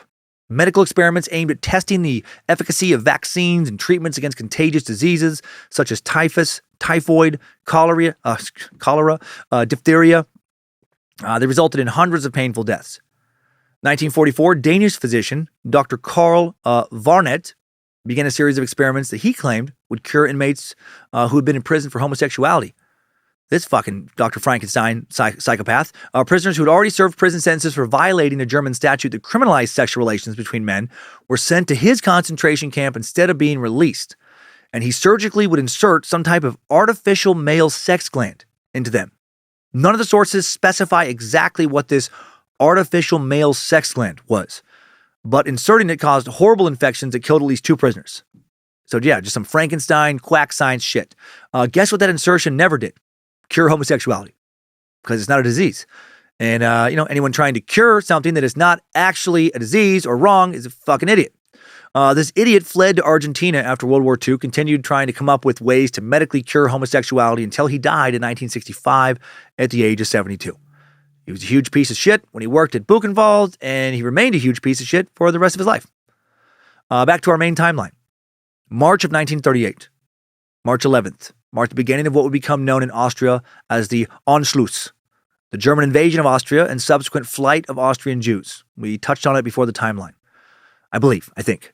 A lot of information. Now I'm like, did I? Or this is just because I've read this, 3 or 4 different times and added notes to it for the past few days. Before World War I and World War II, Austria was a country of approximately 6.5 million people.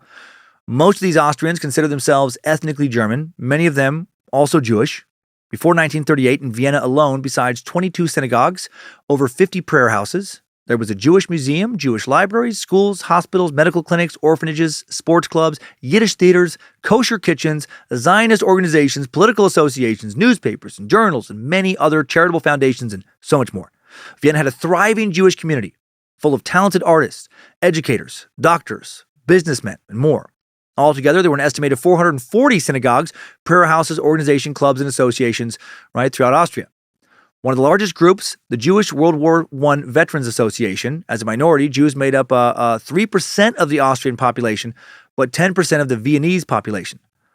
But as in Germany, trouble was on the horizon, and like in Germany, that trouble was related to economic conditions after World War I. In the 1920s, many Austrians did not think their country could survive economically without additional land held by Austria-Hungary, which had been disbanded, taken from them by the Treaty of Versailles. Some Austrians hoped to solve this problem of not having enough land power by uniting with Germany. The Austrian Nazi Party, yes, they had Nazis too, failed to win any seats in the November 1930 general election, but its popularity grew in Austria after Hitler came to power in Germany. The idea of the country joining Germany grew in popularity, thanks in part to Nazi propaganda, which used slogans such as one people, one empire, one leader, heavily distributed in Austria, right, used to try to convince Austrians to advocate for an Anschluss of the German Reich. But this was impossible because the Treaty of Versailles expressly forbid it. We forbid it. But once again, going against the Treaty of Versailles, Hitler invades Austria on the basis that Austria is ethnically German, and really he's just uniting German people. This had long been Hitler's goal. Hitler opened his autobiography and political treatise, Mein Kampf, with a vision for a future relationship between Austria and Germany, writing, "The reunification of Germany and Austria is a life task to be carried out by all means. German Austria must be restored to the great German motherland. People of the same blood should be in the same Reich." Right? The Anschluss took place over 3 days in March 1938. March 11th, Hitler gave the Austrian government a series of ultimatums, threatened to invade. His demand was basically, please agree to become part of Germany, or we're just going to fucking force you to become part of Germany. And while the majority of Austrian people did want to join up with Hitler's Germany at this point in history, the government of Austria did not want that. They recognized the psychopath he was. Shortly thereafter, Hitler's demands at 7:47 p.m., Austrian Chancellor Kurt von Schuschnigg, he had no other choice, gave a radio address that was broadcast throughout Austria. He announced his resignation in the face of German pressure. He instructed Austrians and Austrian military to not resist German troops if they invaded, which he knew they would. Within minutes of his resignation, swastika armbands, flags appeared all over Austrian streets. Austrian Nazis now had license to attack their political opponents and or Jews without fear of any repercussions. They seized power quickly in government buildings, dominated the streets with torchlight parades, chants. This is some fucking angry mob pitchfork shit. Salutes to Hitler. Took over Austria without Germany ever needing to fire a shot. The Fiora, born in Austria, so fucking pleased.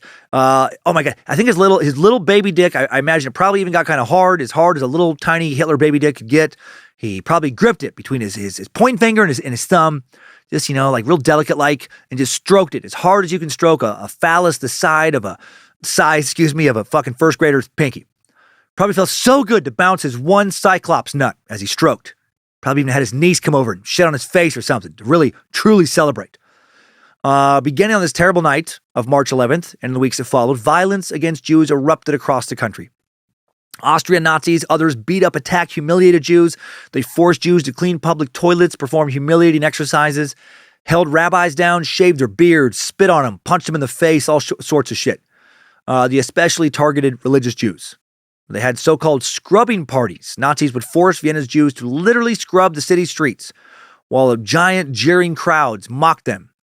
The Gestapo, along with Austrian Nazis and sympathizers, looted Jewish belongings, seized Jewish businesses, arrested those who refused to surrender their property. Furthermore, aggressive anti-Jewish legislation was put in place almost immediately, forcing Jews from their positions, essentially expelling them from the country's economic, social, and cultural life. Life completely, dramatically, tragically changed for Austria's entire Jewish population, literally overnight. Terrified Jews, leftists, others who just hated the Nazis, now tried to flee Austria, racing towards the country's borders, hoping to reach them before they're closed. Some managed to escape, many did not. Many trapped in a rapidly Nazifying Austria. For those lucky enough to escape, the price was heavy, special taxes of all sorts, for visas, passports, health certificates, etc. Some had to renounce from ever returning to the land of the German Reich. Chancellor Kurt von Schuschnigg remained in Vienna and was placed under house arrest. Within months of the Anschluss, all Jews ordered to move to Vienna, eventually to the ghetto of Leopoldstadt. Chancellor Schuschnigg would spend most of World War II in a variety of concentration camps himself, including Dachau, narrowly avoiding an execution order that came straight from Hitler shortly before the Allies liberated the camps. He'd moved to the U.S. after the war, settled in St. Louis, Missouri, professor of political science at St. Louis University from 1948 to 1967, taught an entire generation of students exactly how evil the Nazis were. After seeing it firsthand, how they rose to power, then he returned to Austria, died at the age of 79 in 1977. So, hail Chancellor Schuschnigg. Another good one. April 26, 1938, day for the mandatory registration of all property held by Jews living inside the Reich. All Jews who hadn't already had their shit taken from them. On April 27th, 1938, all Jews with total assets in real estate, personal possessions, bank or savings accounts, securities, insurance policies, pension payments, etc., worth more than the equivalent of then $2,000 US, ordered to declare all their assets by the end of June 1938. Those asset declarations will end up totaling over $800 million, the equivalent of over $16 billion today. Nazi authorities were supposed to use these assets to fund war preparations, but a lot of the money wound up in the pockets of individual Nazis who just plundered that shit. As a shock to fucking no one, there was an insane amount of corruption within the Nazi ranks. It's almost as if they didn't attract a lot of people with strong moral fiber or something. May 1939 now, second lieutenant of the SS, Adolf Eichmann, establishes a system, a model in Austria for solving the Jewish problem. Probably need to do a whole suck on Eichmann someday. His role in the Nazi Party, his escape to Argentina at the end of the war, his eventual capture, trial, and execution plays out like a fucking thriller movie. Anyway, Eichmann's solution was to evict the Jews and keep as much of their assets as possible. During the Anschluss in March of 1938, Eichmann had actually personally led a raid on the Jewish Cultural Community offices. He set up a central office of Jewish immigration to make this process quicker. He would write on May 8th, 1939, all Jewish organizations in Austria have been ordered to make out weekly reports. The first issue of the Zionist Rundschau is to appear next Friday. I am now on the boring job of censorship. In any case, I've got these gentlemen on the go. You may believe me. They are already working very busily. I demanded an immigration figure of 20,000 Jews without means for the period from April 1st, 1938 to May 1st, 1939 from the Jewish community and the Zionist Organization for Austria. And they promised to me that they would keep to this. According to internal estimates, the central office facilitated the immigration of 110,000 Austrian Jews between August 1938 and June 1939. Central office was so successful in its forced immigration efforts, it created a template, often called the Vienna model, or for a Reich-wide Reich Central Office for Jewish immigration. This is where Eichmann gets his real start. He'll soon be the man put in charge of coordinating the details of the final solution when it appears in January of 1942. After that, he'll organize the identification, assembly, and transportation of Jews from all over occupied Europe to their final destinations at Auschwitz and other extermination camps in German-occupied Poland. But before literal extermination was a Nazi Party plan, Jews were allowed to settle in neighboring countries such as Belgium, France, and Czechoslovakia. But as German occupation spread across the continent, these countries no longer safe. Refugees became increasingly desperate to escape. How fucked, right? You pack up all your shit. Or worse, you're forced to leave behind all your shit, everything you and your family have ever worked for. You move to a neighboring country, right? You start to reestablish your life there, and then just a couple years later, you have to do it all over again when the Nazis follow you. Forced mass deportations created a dilemma for many nations, including the United States. How would they respond to these refugees' plight? These people just trying to get out of all of Europe now. Would they welcome Jewish refugees or refuse them admission? In July 1938, delegates from 32 nations met in Evian, France, to discuss how to respond to the refugee crisis. Each representative expressed regret about the current troubles of the refugees, but most said they were unable to increase their country's immigration quotas, citing a worldwide economic depression. So, shitty timing. The Great Depression happening along with all this other Nazi shit. The representatives spoke in general terms, not about people, but about numbers and quotas. In the end, only one country, the Dominican Republic, officially agreed to accept up to 100,000 Jewish refugees from Europe. Dictator Rafael Trujillo, influenced by the international eugenics movement, believed that Jews would improve the racial qualities of the Dominican population. What the fuck? Only about 1,000 would relocate to the Dominican Republic. Today, there's about 3,000 there in a nation of a little over 10 million. How fucking weird. right? They're getting kicked out of one nation, a spreading nation, because they're considered to be racially inferior, and then welcomed into another nation because they're considered racially superior, and both ideas are fucking nonsense. Like most other countries, the United States did not welcome Jewish refugees from Europe. 1939, 83% of Americans opposed to the admission of refugees. In the midst of the Great Depression, many feared the burden that immigrants would place on the nation's economy. Refugees, who in most cases were prevented from bringing money or assets with them, greater cause for economic concern. While economic concern certainly did play a large role in Americans' attitudes towards immigration, so too did feelings of fear, mistrust, and even hatred of the Jews who were different. Anti-Semitism, sadly, was alive and well in the U.S. and played an important role in public opinion. Had the refugees been Christian, would they have probably been accepted? Yeah, probably, if not certainly.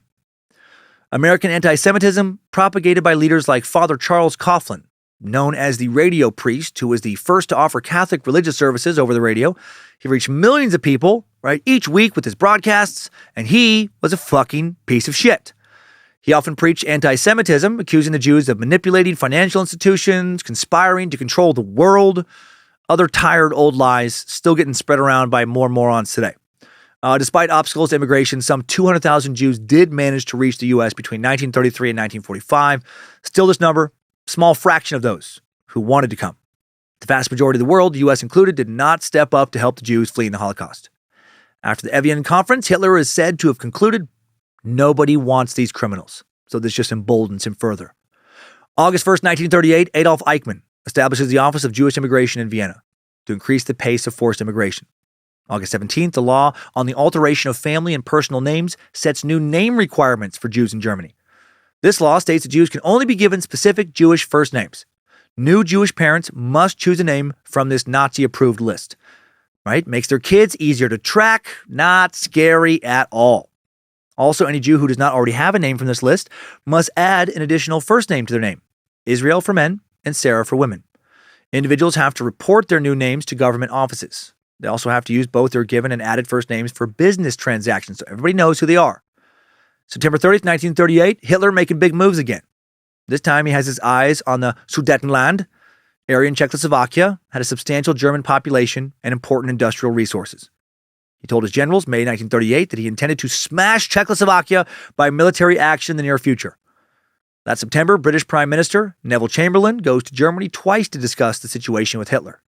Hitler demands not only the prompt German annexation of the Sudetenland, but that all the Germans elsewhere in Czechoslovakia should be allowed to join the Third Reich. Then he makes a ballsy move, tells Chamberlain straight up that he doesn't think Britain or France is going to do a fucking thing to stop him. And he was right. Like almost everyone in Europe, including most Germans, Chamberlain thought that practically anything was preferable to a repeat of World War I. He thought if Hitler got his desired land, that maybe he'd be satisfied and agree to be peaceful after that. He'd fucking calm down. So the leaders of Britain, France, Italy agreed to the German annexation of the Sudetenland in exchange for a pledge of peace from Hitler. Because you can trust him. That's the one thing about him. If he says he's going to do something, he does it. If he's like, I'll be nice now, he's going to be nice. I will be nice now. I will be nice. Maybe that's better. No Czech representative was invited to the conference. And I think I've said this in previous sucks, but I just do love to imagine Hitler doing nothing but yelling. I will be very nice. I promise to you. I'll be very nice. That's the only voice he has. Chamberlain had asked for the Czech ambassador to Berlin to come to Munich as an advisor, but not allowed to be in the same room as Hitler. Ultimately, Czechoslovakia agrees to give Hitler what he wants under significant pressure from France and Britain. It's basically like, give him what he wants or he's going to kick the shit out of you, and we're not going to help. When Chamberlain leaves Munich, Hitler reportedly said, if ever that silly old man comes interfering here again with his umbrella, I'll kick him downstairs. I will kick the silly man downstairs. The French and British leaders fly home in triumph to adoring welcomes from their people who felt huge relief that, another European war had been avoided, at least for the time being. German troops now marched into the Sudetenland the night of October 1st. Day before, the Czech government accepted the Munich Pact. General Surovi, the Czech premier, told his people on the radio that he had experienced the most tragic moment of his life. He said, I am fulfilling the most painful duty which can ever have fallen upon me, a duty which is worse than dying. The forces arrayed against us oblige us to recognize their superiority and act accordingly. In Germany, the tone couldn't have been more different, right? In a speech, Joseph Goebbels said, we have all walked on a thin tightrope over a dizzy abyss. The world is filled with a frenzy of joy. Germany's prestige has grown enormously. Now we are really a world power again. So much cheering, so much hugging, tears. Yay, we're doing it. October 5th, 1938.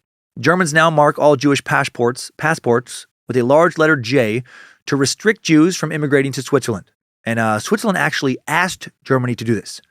They didn't want to harbor too many Jewish refugees. They felt it would be bad economically. Also, they didn't want to anger Hitler by building up a large Jewish community there. October 38, 1938, 17,000 Polish Jews living in Germany are forced to immigrate now to Poland. Except Poland doesn't want to let them in. So most of them have to live for many long weeks near the Polish border. In most cases, they're driven into the surroundings of a few Polish towns with names I have fucking no clue how to say. Not even going to try to get close. I'm so far off. So listen to a Polish man on Forvo.com pronounce them, and I don't even know what letters I would use to write down what he was saying. English alphabet has 26 letters. Polish alphabet has 32, but it sounds like they have about 1,000. In one of these towns, according to various sources, between 6,000 and 10,000 Jews gathered in the space of a few days. Large refugee camp is created. It wasn't until the end of November 1938 that the Polish authorities decided to disband the camp and allow them residency in Poland. The son of one of the families in that big refugee camp, living in Paris at the time, furious, decides to draw international attention to the plight of all these expelled Polish Jews. And so he shoots German diplomat Ernst von Rath in Paris with a pistol, seriously wounding him, right? We've talked about this a little bit before the timeline. When von Rath dies 2 days later, the Nazis use his death to create more chaos and confusion, to further punish Jews for being born into religion, culture, and ethnicity different from their own. November 9th, 1938, an immensely scary time to be living as a Jew in any area controlled by Germany, about to get a lot scarier. This is the night I mentioned that will be known as the Kristallnacht, the night of broken glass.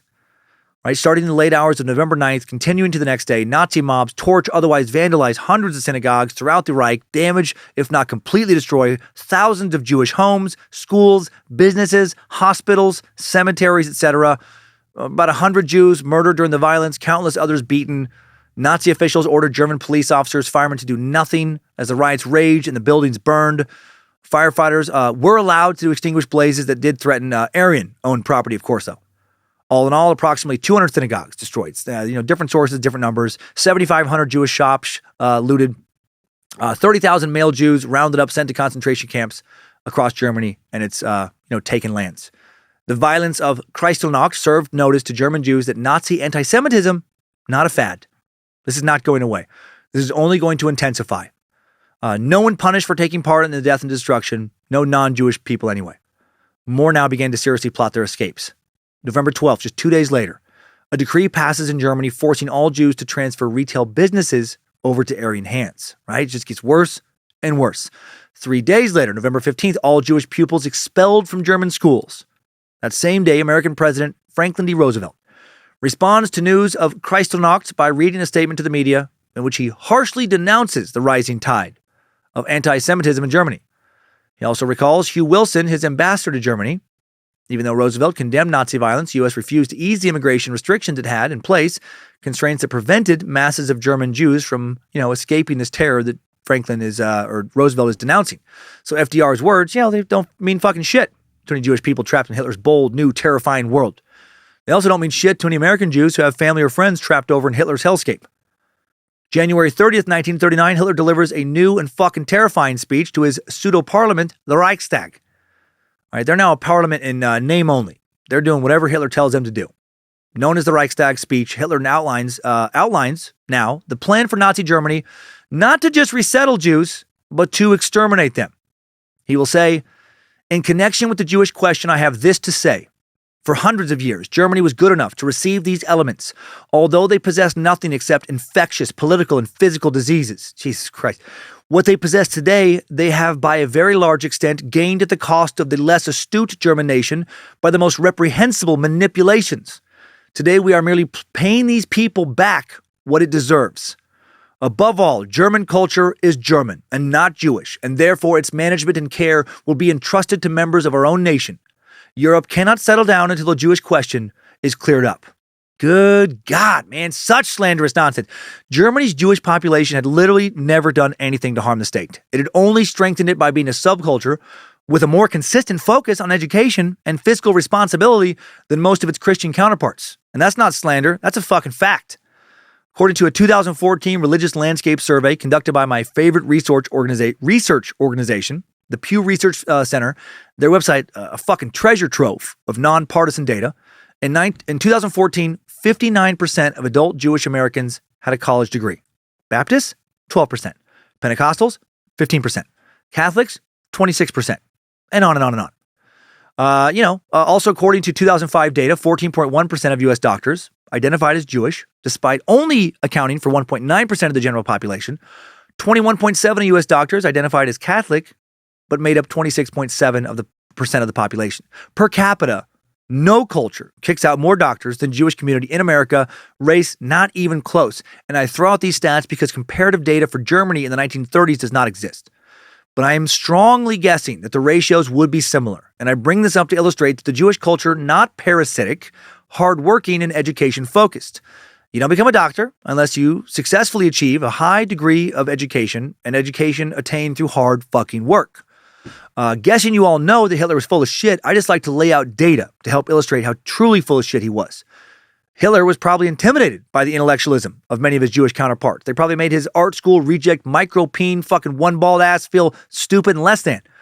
Maybe that's why he hated him, right? They were better than him and he fucking knew it. Let me finish his speech now, this little excerpt of it anyway, with the appropriate music behind it. We must once and for all get rid of the opinion that the Jewish race was only created by God for the purpose of being in a certain percentage a parasite, living on the body and the reproductive work of other nations. Today I will once more be a prophet.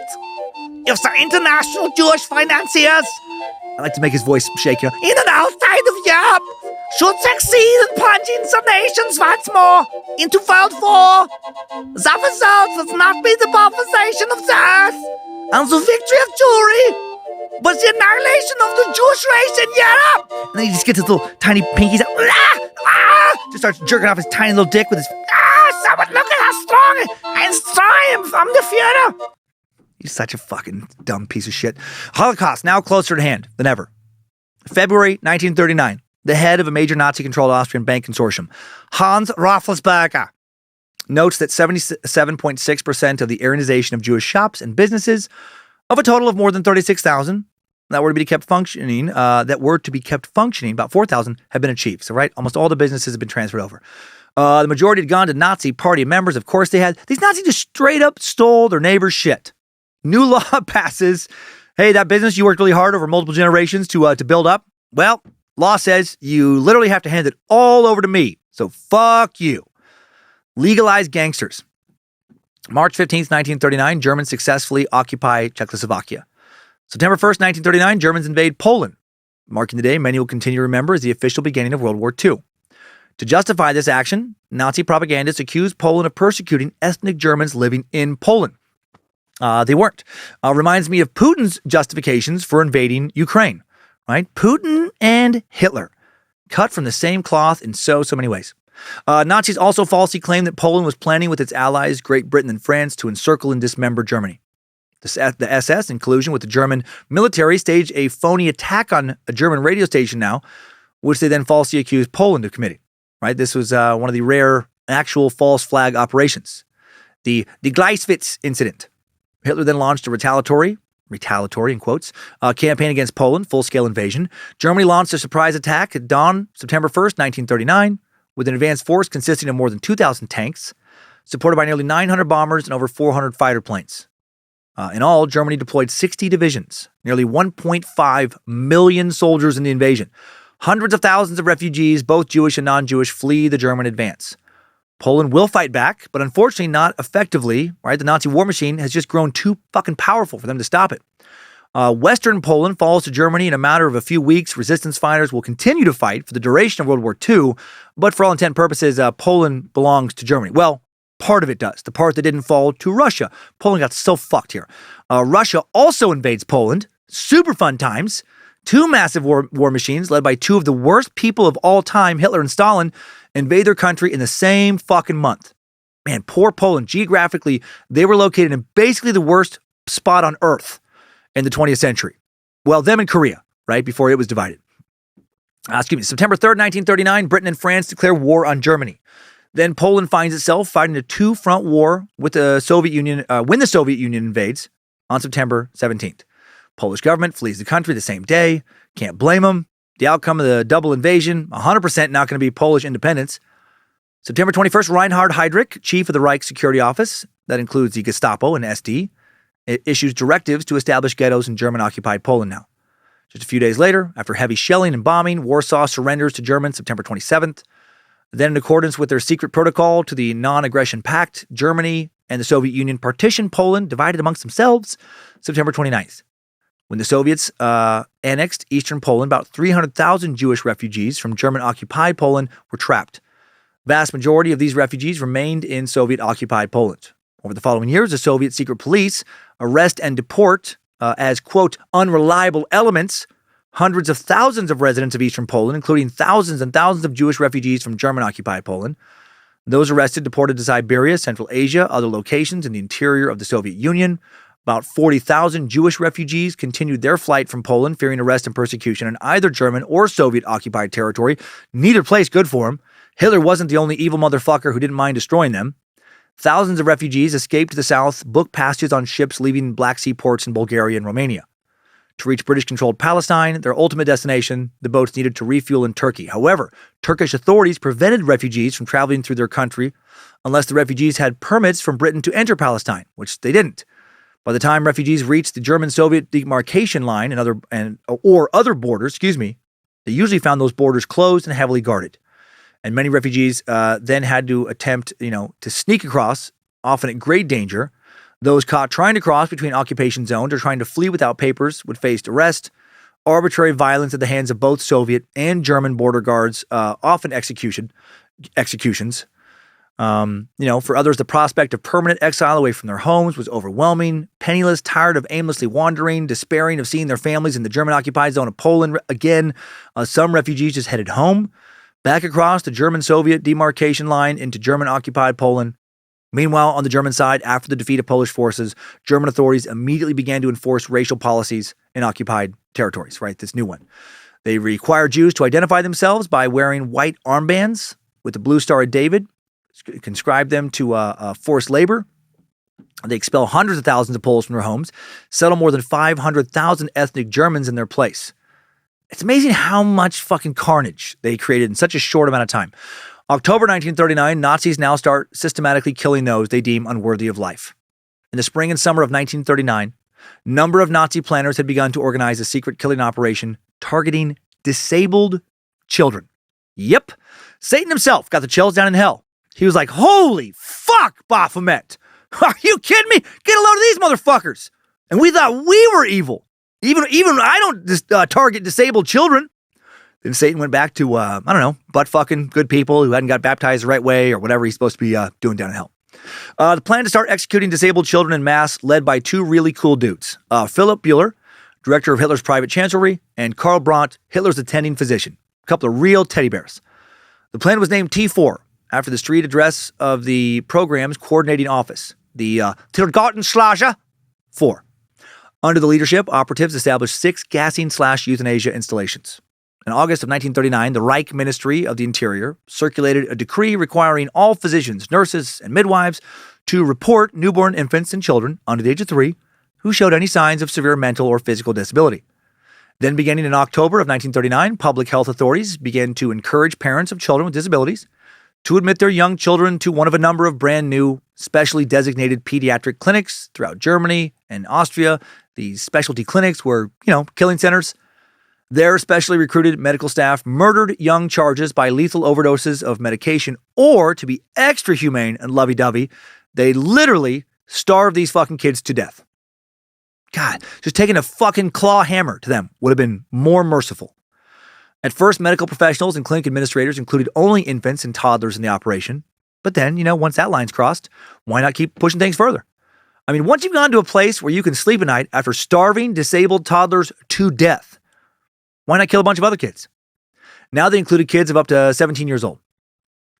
Conservative post-war estimates suggest that at least 10,000 physically and mentally disabled German children perished as a result of this child euthanasia program. For the glory of the Reich! Then they started going after disabled adults or, just people too old and feeble to continue to contribute to Germany's glory.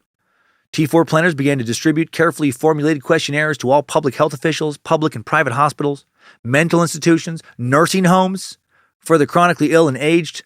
These forms gave the impression that the survey was just intended to, gather some statistical data. But of course, it was all about figuring out who should live and who should die. Then, beginning in January of 1940, T4 functionaries began to remove patients selected for the euthanasia program from these various institutions. The patients are transported by bus or rail to one of the gassing installations. Their families will later receive an urn with their ashes and a death certificate. So that's nice, right? At least they give them an urn. Hey, I know you lost a kid, but check out this fucking cool urn. You're welcome. Because it was widely unpopular with German citizens, Hitler would kind of stop this euthanasia program in 1941 after it claimed the lives of at least 70,000 people. Jesus. It would then operate in a more limited and secretive capacity throughout the end of World War II. T4 would lay the groundwork for the Holocaust in a big way.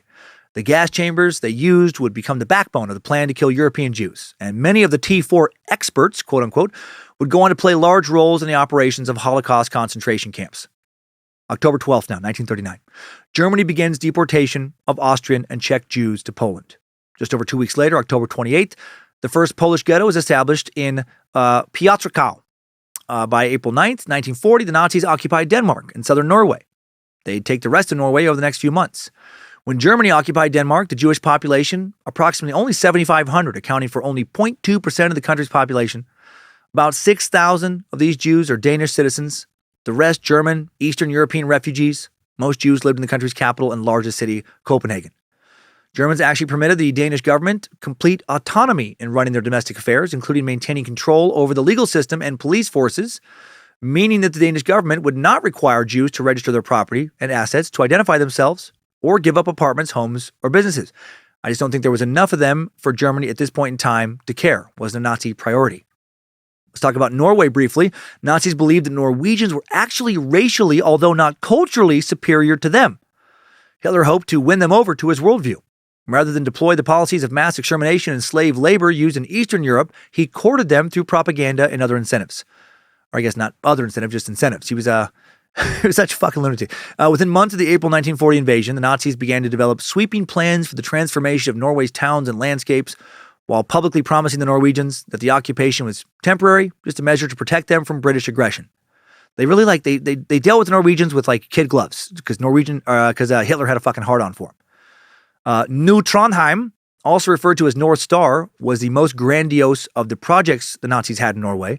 They wanted to build an entirely new city for the Germans. Hitler commissioned Albert Speer to design this new city on the Trondheim Fjord, which was also intended to serve the site had a vast new German naval base as well. Hitler imagined it as a new cultural hub in the north for Nazi Germany, with the German Art Museum, Opera House, as well as many other luxurious amenities. Occupied Norway also became a focus of the Lebensborn program initiated in Germany by Heinrich Himmler in 1935 to encourage the birth of Aryan babies, yet another insane Nazi program.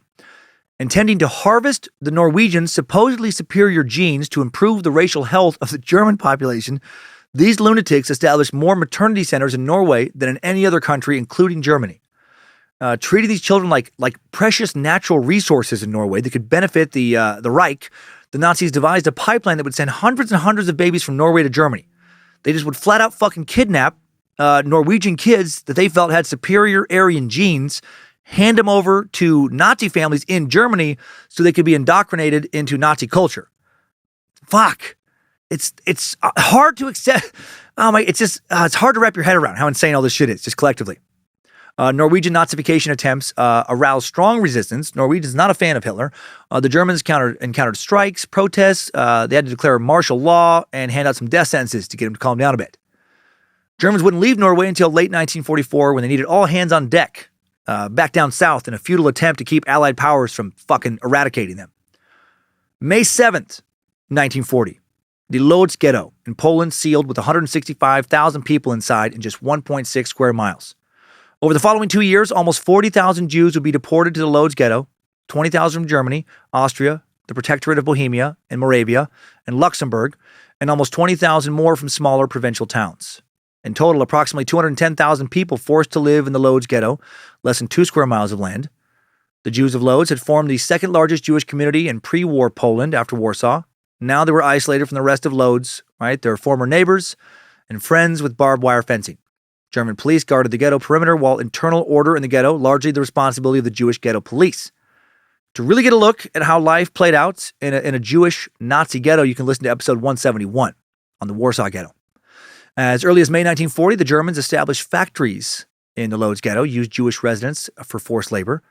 By July 1942, there were 74 workshops within the ghetto, major factories producing textiles, especially uniforms for the German military. Mordecai Rumkowski, chairman of the Jewish Council in the Lodz ghetto, hoped to prevent destruction of the ghetto by making it as productive as possible, right? Just trying to survive. He hoped that making Jewish labor essential to German factories would spare Jews from eventual deportation and preserve the Lodz ghetto until the end of the war when they could be free again. But that would not save them from horrors inside the ghetto. Most of the quarter had neither running water nor a sewer system. Hard labor, overcrowding, starvation defined life there. The overwhelming majority of ghetto residents worked in German factories, received meager food rations. More than 20% of the ghetto's population would die as a direct result of harsh living conditions, mostly die through starvation. May 10th, 1940, Germany invades the Netherlands, Belgium, Luxembourg, and France. Campaign lasts 6 weeks. Belgium and the Netherlands surrender in May. Paris falls to the Germans June 14th, 1940. May 20th, 1940, a concentration camp is established at Auschwitz. If you've only heard of one concentration camp, odds are it's this one. Auschwitz, the German name for the Polish city of Oswiecim, the Auschwitz concentration camp located on the outskirts of Oswiecim, just about 40 miles west of Krakow. Construction of Auschwitz began in April 1940 in an abandoned Polish army barracks in a suburb of the city. Estimated that the Germans imprisoned at least 1.3 million people to the Auschwitz camp complex between 1940 and 1945. So many. Hard to process that many people being sent there. Of those deportees, approximately 1.1 million get murdered. Roughly 1,095,000 Jews would be deported to Auschwitz. About 960,000 of them would die there. Almost all who went there. Auschwitz would be the only concentration camp where prisoners would receive tattoos, right? A series of numbers to identify them on their forearms. Prisoners also had these numbers sewn into their uniforms. Only those prisoners selected for work were issued these numbers. Prisoners sent directly to the gas chambers, of course, didn't need to get tattoos because they simply were just killed quickly and disappeared. May 20th, 1940, the first prisoners arrive at Auschwitz. The transport consists of some 30 German inmates categorized as professional criminals. The SS had selected them from the Sachsenhausen concentration camp outside of Berlin. Less than a month later, June 14th, German authorities in occupied Poland deport 728 Polish prisoners to Auschwitz. This was the first of many transports of Poles to the Auschwitz camp. Like many concentration camps, Auschwitz had a gas chamber and crematorium. Initially, SS engineers constructed an improvised gas chamber in the basement of the prison block 11. Later, a larger permanent gas chamber was constructed as part of the original crematorium in a separate building outside the prisoner compound. It was a factory. It was a fucking death factory where they industrialized mass murder. Prisoners, mainly Jews, called Sonderkommandos, forced to bury corpses or burn them in ovens. Because Nazis didn't want eyewitnesses, most Sonderkommandos regularly gassed themselves. Fewer than 20 of the several thousand that would serve in that capacity would survive the war. Some Sonderkommandos buried their testimony in jars before their deaths to hopefully get the word out. November 16th, 1940, the Warsaw Ghetto sealed. Ultimately, it will contain 500,000 people. German authorities forced ghetto residents to live in an area of 1.3 square miles, an average of 7.2 persons per room. The food there so severely rationed before Jewish residents started being moved to extermination camps, about 100,000 would die there of starvation, sickness, and maltreatment related to starvation. From January 21st to January 26, 1941, Romanian fascist organization called the Iron Guard leads anti-Jewish riots in Romania, right? The hate just keeps spreading further and further. Over 100 Jews are butchered. Romania had allied itself with Germany. July 5th, 1940, the Iron Guard, with the help of a wide swath of Romanian society, police, university, high school students, union members, others would attack Jews on the street and in their homes, would ransack and or confiscate Jewish-owned property. They would kidnap Jews, bring them to torture centers, subject them to horrendous suffering before being murdered, synagogues destroyed. By the time World War II was over, Romanians would, outside of Nazi direct assistance, slaughter between 280,000 and 380,000 Jews.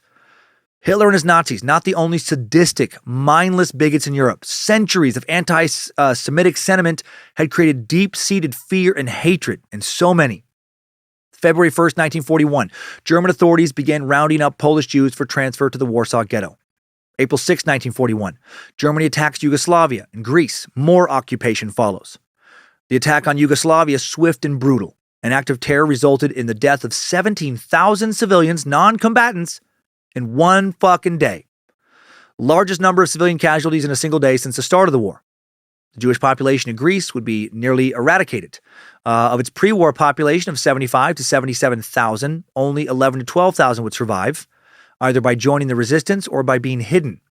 Most Greek Jews were sent to Auschwitz. The Nazis really fucked over Greece in general. About 10% of its total population would die during Nazi occupation. Over 40,000 civilians in Athens alone would starve to death during World War II. After taking Greece and Yugoslavia, the Nazis set their sights on even more expansion under the codename Operation Barbarossa. Hitler decided to make the move he'd been contemplating, beaten off to, for years. He'd always wanted to destroy the Soviet military by force, eliminate what he perceived as the communist threat to Germany, and take Soviet land for German Lebensraum, aka that dumb living space idea. German military and police authorities intended to wage a war of annihilation against both the Soviet Union's Judeo-Bolshevik communist government and its citizens, particularly the Jews. They would murder millions of citizens. Nazis planned for special mobile killing units called Einsatzgruppen to go behind the front lines and conduct mass shootings.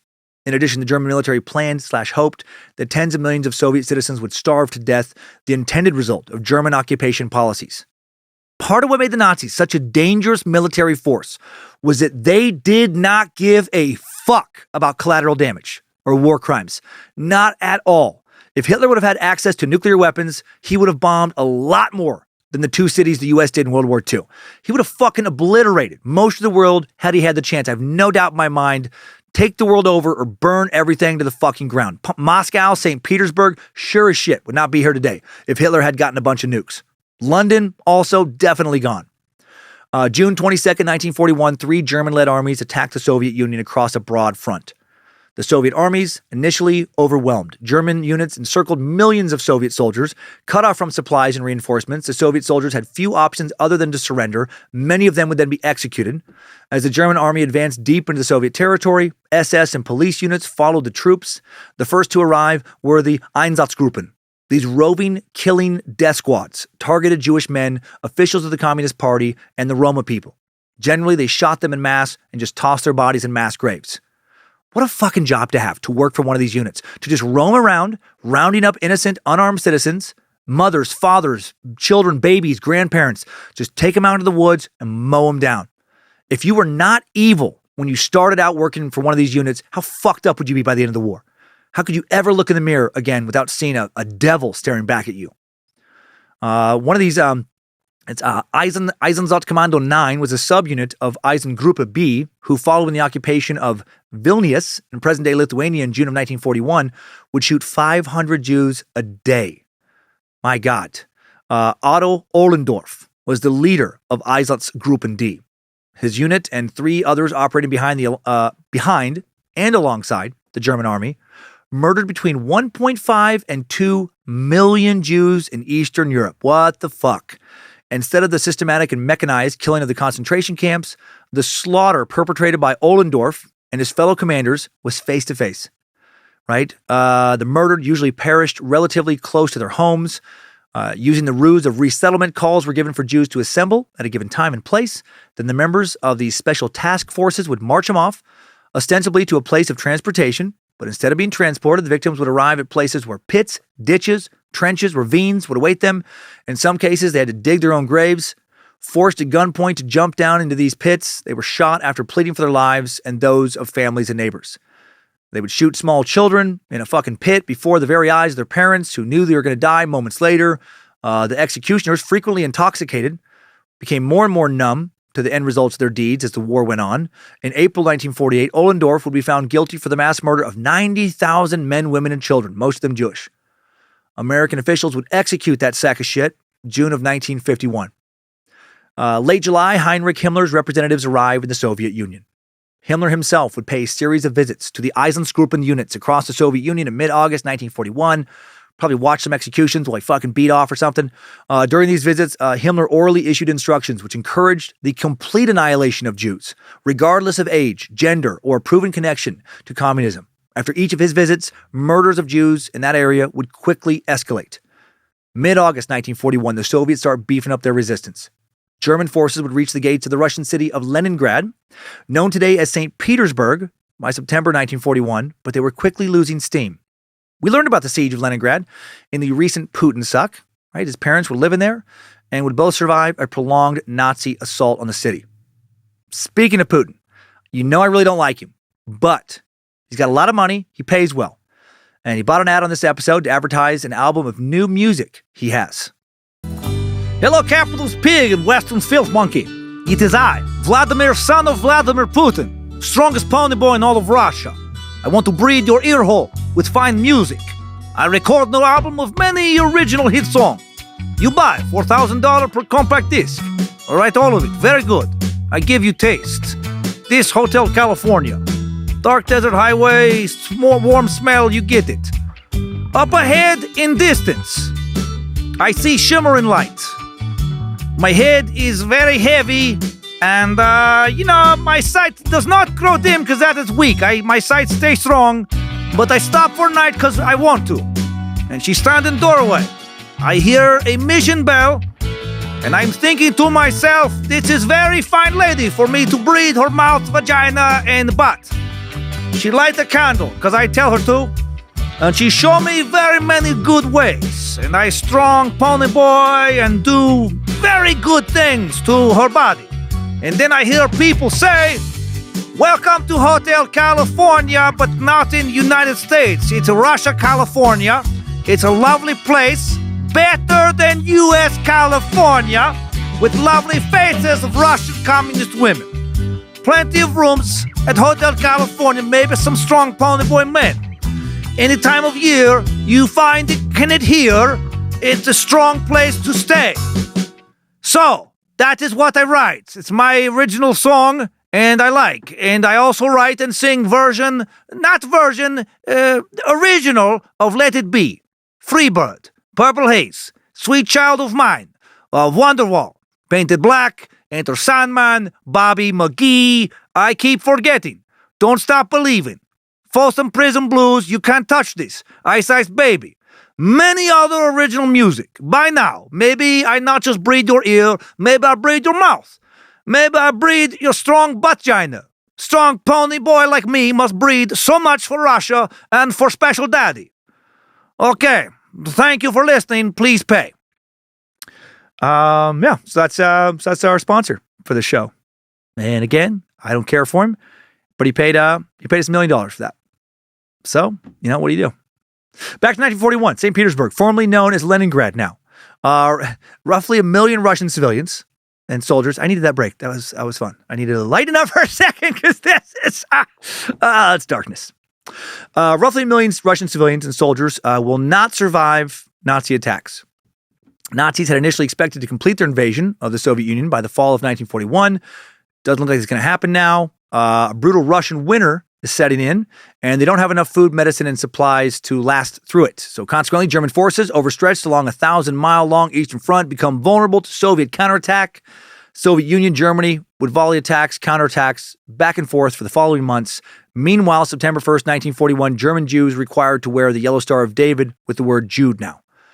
In the autumn of 1941, approximately 338,000 Jews remained in German territory. Until this point, Hitler had been reluctant to deport Jews in the German Reich until the war was over because of a fear of resistance and retaliation from within the German population. But in the autumn of 1941, key Nazi figures contribute to mounting pressure on Hitler to deport German Jews. This pressure culminates in Hitler ordering the deportation of all Jews still in the Greater German Reich and Protectorate between September 15th and September 17th, 1941. Following this order, Himmler, Heydrich, Eichmann attempt to find space for the Jews in German territory in the already severely overcrowded ghettos of Eastern Europe. Officials in several ghettos all informed that they will need to absorb this population of Jews from German lands, irrespective of how overcrowded it is. The Minsk ghetto, so full, in order to make room for some Reich Jews, the local SD, German army, and local collaborators gather roughly 25,000 existing local ghetto inhabitants, drive them over to a local ravine, and just fucking murder them. Now they have some empty beds. German Jews soon fill their places. Similar murders take place in the Riga ghetto. In the Lodz ghetto, no local Jews removed prior to the arrival of 20,000 more from the rest of the German territory. And of course, this results in more deaths from overcrowding, from starvation and disease. Construction of Auschwitz II, or Auschwitz-Birkenau, now begins in October of 1941. The Auschwitz-Birkenau camp divided into 10 sections, separated by electrified barbed wire fences. Like the first Auschwitz camp, Auschwitz I, it was patrolled by SS guards, including, after 1942, SS dog handlers.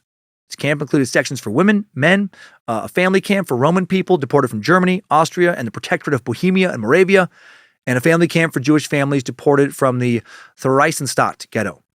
Auschwitz-Birkenau was also, of course, a killing factory, the most prolific of them all. Around the beginning of September 1941, the SS at Auschwitz I conducted the first tests of Zyklon B gas as a mass murder weapon using Soviet POWs and debilitated Polish prisoners as the first experimental victims. Zyklon B, a crystalline hydrogen cyanide, highly poisonous insecticide, also used to kill rats and insects. Nazis would pump it into gas chambers to kill hundreds of thousands of human beings. But the Nazis wouldn't straight up tell the prisoners they wouldn't state, oh my God. The Nazis would not straight up tell the prisoners that was what was going to happen to them. More efficient and orderly not to. Instead, after the deportation trains arrived at the camps, guards ordered the deportees to get out and form a line. The victims then went through a selection process. Men separated from women and children.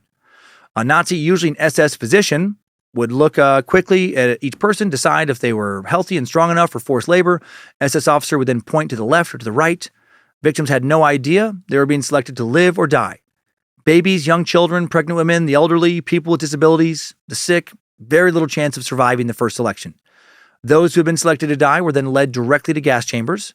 In his memoirs, written from a lifetime post-war sentence to prison before he killed himself in 1987, high-ranking Nazi Rudolf Hess described the process of tricking the Jewish people into entering the gas chambers. To avoid panic, they were told they just had to undress to be washed and disinfected. The Nazis' guards used a special detachment team composed of other Jewish prisoners, how fucked up for those poor bastards, to help keep an air of calm and to assist those who were reluctant to undress. Children often cried, but after members of the special detachment team comforted them, they would enter the gas chambers playing or joking with one another, still often carrying their toys. Then they were herded naked into the showers, and a guard would close and lock a steel door behind them. Some chambers were pumped full of carbon monoxide, others filled with Zyklon B. Within minutes after entering the gas chambers, everyone inside was dead after spending their final moments screaming and begging to be released. Gas in the chambers during the Holocaust entered the lower layers of air first, rose slowly towards the ceiling, which led to victims trampling one another in an attempt to keep breathing. The strongest victims often found on top of a pile of bodies. Other prisoners then forced to haul these corpses to a nearby room where they would remove hair, gold teeth, and fillings. The bodies then burned in ovens in the crematorium or buried in mass graves. Camp guards often stole the pillaged valuables. The rest would be put into SS bank accounts.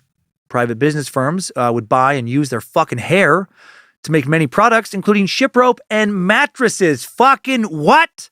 Mattresses. Imagine finding out that a mattress you're sleeping on is made from the hair of hundreds of men, women, and children who had been murdered. Holy shit. Imagine making that fucking mattress or that rope, knowing what the material was that you were using. My God. All this horror, not surprisingly, completely fucking broke so many people who witnessed it. Muselmann, German for Muslim, was Nazi slang for concentration camp victims who just gave up, lost any hope of survival. They would squat with their legs tucked, their shoulders curved, their head dropped to their chests. Just done. Jewish writer and Holocaust survivor Primo Levi stated that if he could enclose all of the evil of our time into one image, I would choose this image.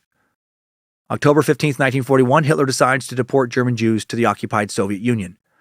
Contributing to this decision were the rapid advances both on the military front and in the murder of the Soviet Jews. December 8th, 1941, the Chelmo extermination camp begins operations 50 kilometers or 31 miles north of Lodz. Just over a month later, January 16th, German authorities, 1942, they began to deport Jews from the Lodz ghetto to Chelmo. In 8 months, they would deport approximately 70,000 Jews and about 4,300 Roma to Chelmno. At Chelmno, a special SS detachment killed the Jewish deportees in mobile gas vans, trucks with hermetically sealed compartments that would serve as a gas chamber.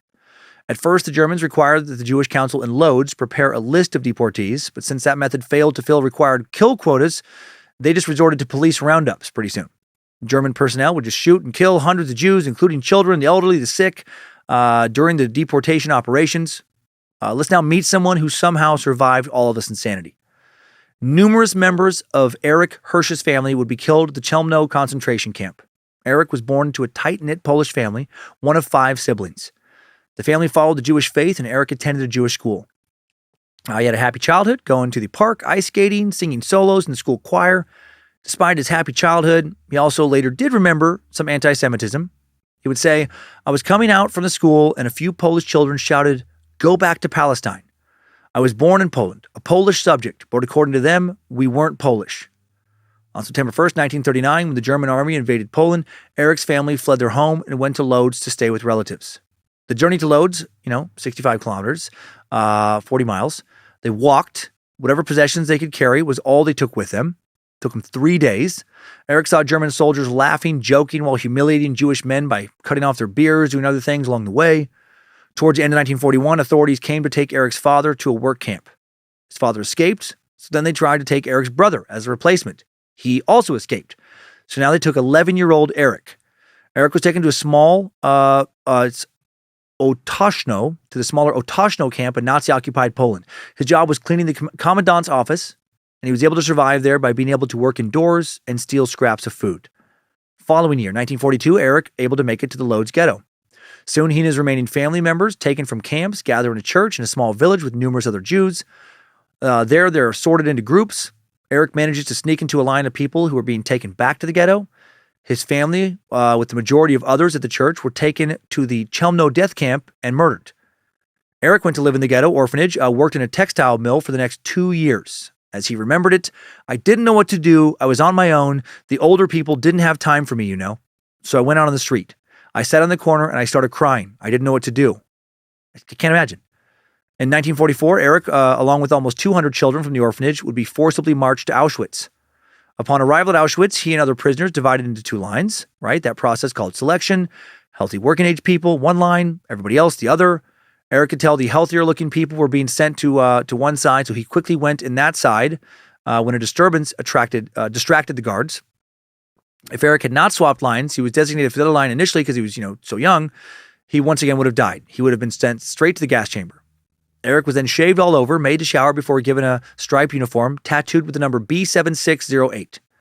For the rest of the war, Erich lost his name and identity. He was just known to the Nazis as B7608. In Auschwitz, Erich had to work as an agricultural laborer. He plowed fields, and how fucking dark is this?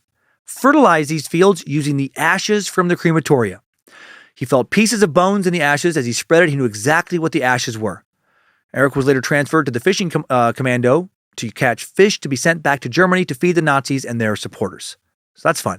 Eventually, following the liberation from the Allies, Erich was brought to England in a group of 300 kids in August of 1945. These kids taken to the Windermere in the Lake District to recuperate and learn English. Erich then moved to Liverpool with some of the boys to learn a trade. He discovered that only 40 people from his hometown survived the war. Most of the population had been killed at the death camp in Chelmno, including most of his family. He lost 81 members of his family in the Holocaust. 81. Imagine some group of people, any group of people, taking out your entire fucking family like that. Grandparents, aunts, uncles, cousins, siblings, almost all of them killed. Only one of his sisters also survived, and he would reunite with her, Mania, 2 years after the war ended. At the age of 32, he would meet his future wife in Leeds. They would go on to have 3 kids together. He didn't let all that break him. Nimrod's will strong in that beautiful bastard. He still lives in Leeds today. 1995, Hirsch published his book, A Detail of History. All the proceeds have went to the Beth Shalom Holocaust Center, where he often gives presentations about his horrific experiences. Keeping the memories alive. Back to our timeline. Now Hitler and the Nazis will reach the point they'd been gearing up towards for a decade. January 20th, 1942. They now fully turn to the final solution. Not the resettlement, not the removal, but the extermination of all Jews in Europe. They already obviously had been killing many. Now they want to kill them all. On that date, January 20th, 15 high-ranking Nazi party and German government officials gather at a villa in the Berlin suburb of Wannsee to discuss and coordinate the extermination. Among them, Reinhard Heydrich, chief of the Reich Security Main Office, one of Heinrich Himmler's top deputies, Heinrich Müller, chief of the Gestapo, Adolf Eichmann, Nazi in charge of Jewish affairs, and a ton more. The final solution was their code name for the systematic, deliberate physical annihilation of all European Jews. Historians still not exactly sure when Adolf Hitler authorized the mass murder scheme, but it was at some point during 1941, during the invasion of the Soviet Union, as the Einsatzgruppen began roving the countryside and murdering Jews. At the Wannsee conference, Heydrich informed the officials that the final solution would be going forward as planned, and coordinated with various government ministries to make sure everyone was on the same page. The question wasn't if the plan should be implemented, but how. Heydrich indicated that approximately 11 million Jews in Europe would fall under the provisions of the final solution. And that evil motherfucker wanted to kill everyone, right? Every one of them. I wonder how much they laughed and smiled, patted each other on the backs as they actively set in motion a plan to kill over 10 million people whose only crime was being born Jewish. Heydrich included not only Jews residing in Axis-controlled Europe, but also the Jewish populations of the UK and the neutral nations, Switzerland, Ireland, Sweden, Spain, Portugal, European Turkey. No Jewish person on the entire continent would be safe. He would announce that during the course of the final solution, the Jews will be deployed under appropriate supervision at a suitable form of labor development in the East. In large labor columns separated by gender, able-bodied Jews will be brought to these regions to build roads, whereby a large number will doubtlessly be lost through natural reduction. Any final remnant that survives will doubtless consist of the elements most capable of resistance. They must be dealt with appropriately. Since representing the fruit of natural selection, they are to be regarded as the core of a new Jewish revival. Wow, man. Natural reduction. There was nothing natural about any of this. Despite the flowery language, the aim of the Wannsee conference was clear to the participants to further the coordination that would allow for quick and efficient murder of all Europe's Jews. In May 1942, extermination by gas begins at the Sobibor concentration camp. The Sobibor camp was built just west of Sobibor railway station, near the small Polish village of the same name.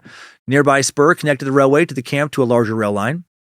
Dense forest of pine and birch shielded the site from the eyes of locals, so prisoners could be unloaded in secret.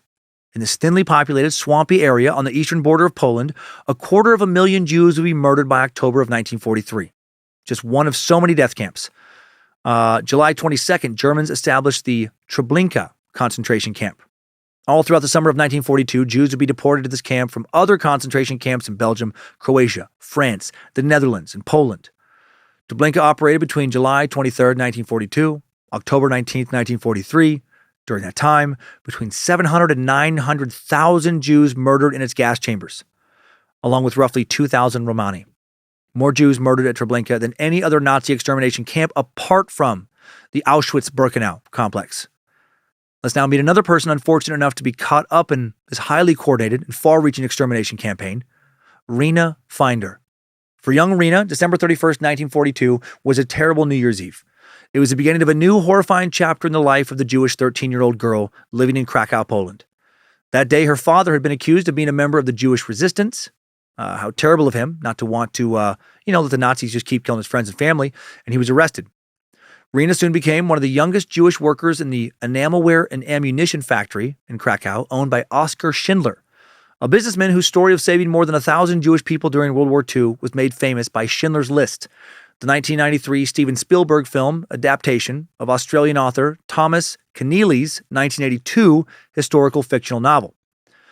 At factories like Schindler's, Jewish people were used as free labor. And his story was, there was fictional elements, but based on a lot of truth, to make, to be clear about that.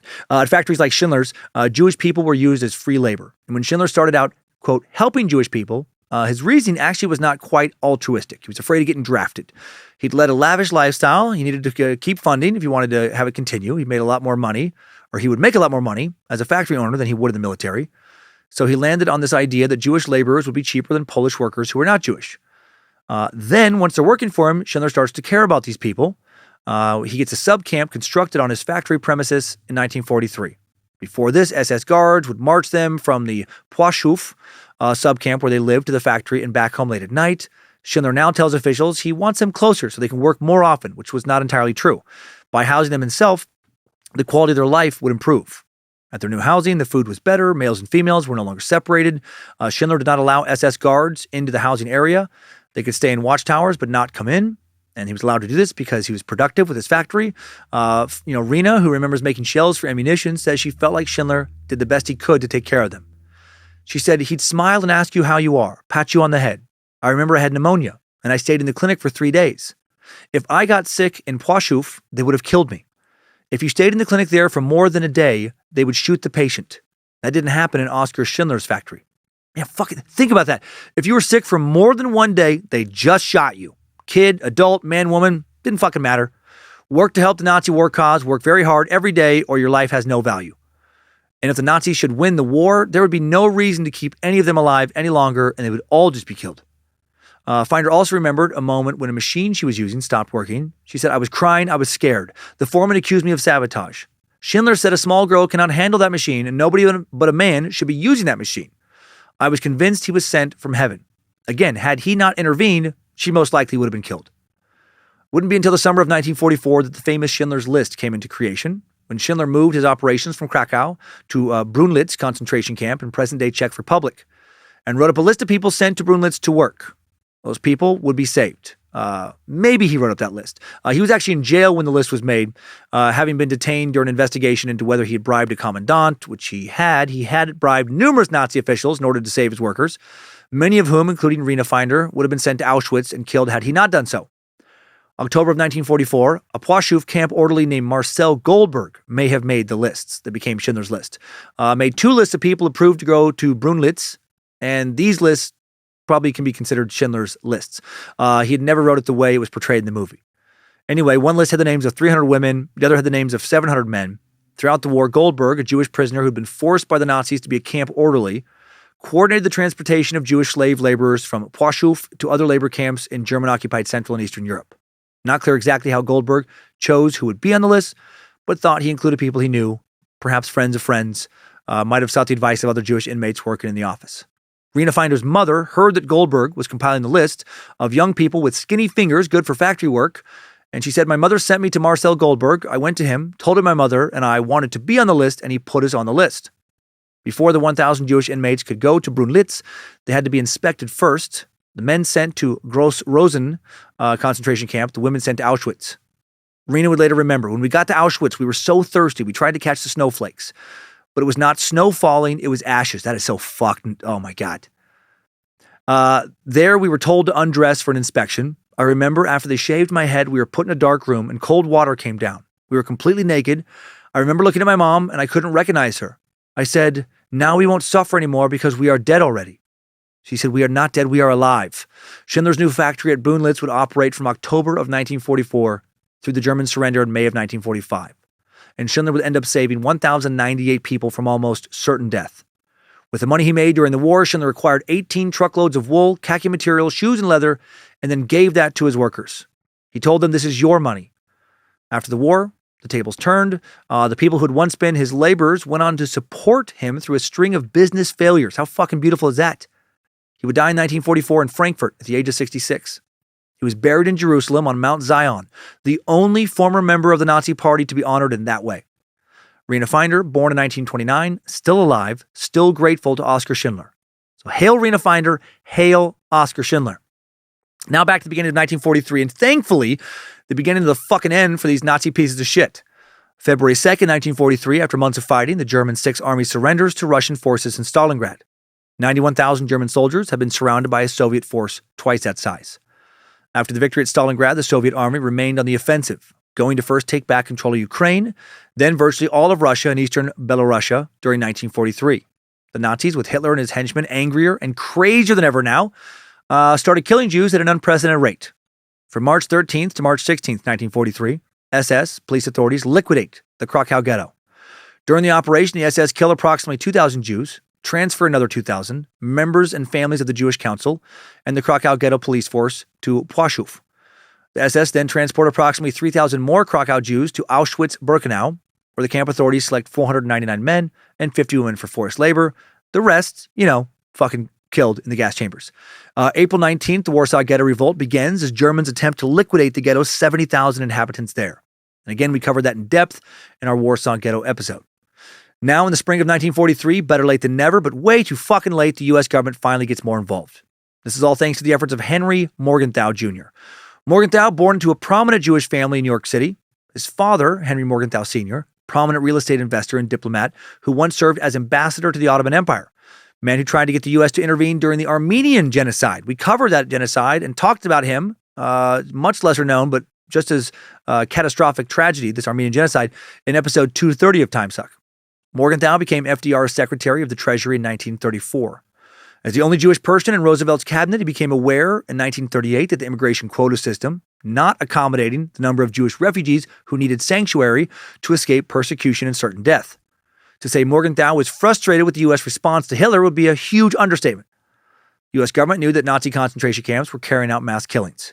They'd gotten the news about the killings in September of 1942, but the State Department blocked the message, claiming that the murder of the Jews was a war rumor when they knew different.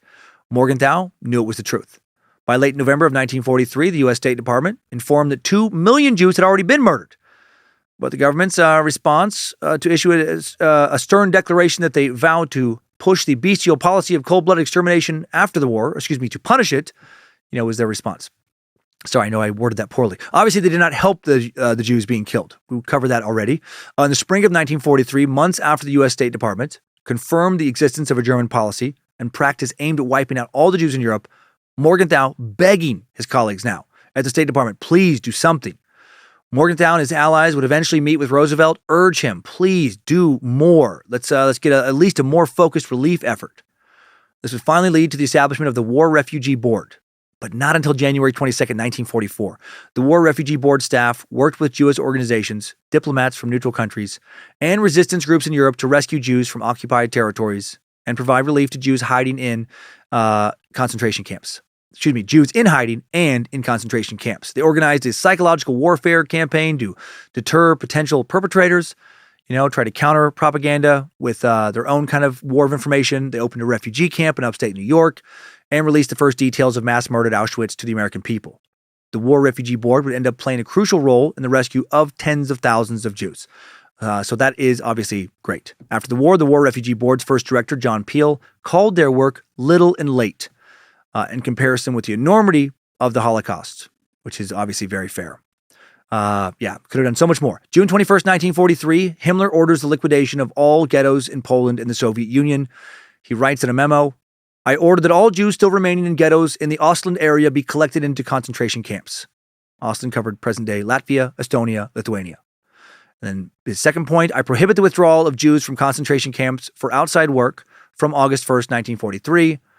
Point 3, a concentration camp is to be built near Riga, to which will be transferred the entire manufacture of clothing and equipment now operated by the Wehrmacht outside. All private firms will be eliminated. The workshops are to be solely concentration camp workshops. The chief of the SS Economic and Administrative Main Office is requested to see to it that there will be no shortfall in the production required by the Wehrmacht as a result of this reorganization. Fourth point, inmates of the Jewish ghettos who are not required are to be evacuated to the east. Fifth point, as many male Jews as possible are to be taken to the concentration camp in the oil shale area for the mining of oil shale. And then his sixth point, no one, absolutely no one is to talk about Hitler's micropenis. There has been a few jokes made recently that have been brought to his attention. He has killed many just thinking that they might have been the one to make that joke. So be careful. The sixth one is the date set for the reorganization of the concentration camps, August 1st, 1943. But in the summer of 1943, not all goes according to Nazi plan. The Jewish resistance starts to fight back more effectively, mounting prolonged defenses in a multitude of ghettos. And then that resistance spreads to the concentration camps as well. October 14th, 1943, an armed revolt takes place at the Sobibor extermination camp. 4 p.m., some prisoners lure guards to remote locations, kill 11 of them with knives and axes. That had to have felt great. Hail Nimrod. About 600 prisoners then break free, flee under machine gun fire, with the grounds dotted with landmines. Sadly, only about half make it to the fences. Then search squads recapture and execute most of the rest, but some made it out. During the Sobibor prisoner uprising, Selma Winberg and Chaim Engel, who had fallen in love at the camp, escaped together. When the Germans invaded the Netherlands in 1940, Selma had been forced into hiding. In 1942, they seized her during a roundup of Jews, sent her to 2 concentration camps in succession, before then shipping her to Sobibor in April of 1943. Most prisoners sent to Sobibor were instantly gassed or shot, but Selma, who was 20, selected to sort the clothing of the dead. How soul-crushing. Selma and Chaim went on the run for at least 2 weeks before finding refuge after they escaped with a Polish peasant family who, for a small fee, hid them in a hayloft in their barn where they would remain for 9 months. Stayed there until it was safe for them to set off on a long journey back to the Netherlands. She would write, "We are in a little hayloft and live together in a little corner. There was a sheet on top of the straw below us, and we cover ourselves at night with hay." For 9 months, they did that. After the war, the couple, who formally married in 1945, settled in Zwolle, where they established a textile store and had 2 kids. Their first child, baby boy, sadly died in 1944. After the war in the Netherlands, sadly faced deep resentment towards Chaim, who was a Polish Jew. Despite the massive losses that Poles themselves suffered in World War II, many in the Netherlands viewed Poland as complicit in the Holocaust. More than 100,000 Dutch citizens have been deported to camps in Poland. More than 34,000 Dutch Jews have been killed at Sobibor.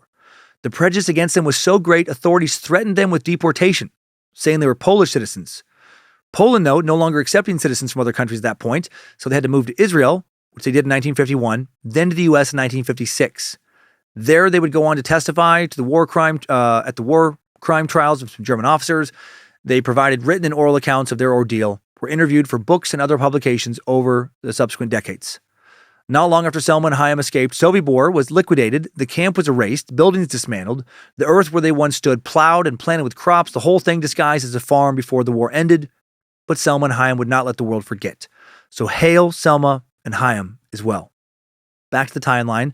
March 19th, 1944, Nazi Germany invaded and occupies Hungary to stop Hungary from signing a peace treaty with the Allies.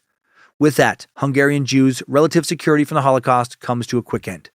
Within days, Adolf Eichmann arrives in Hungary, tasked with supervising the deportation of Hungarian Jews. The mass deportation begins in May, continues at a rate of over 10,000 a day until the end of July. By June 27th, 380,000 Hungarian Jews had been sent to Auschwitz.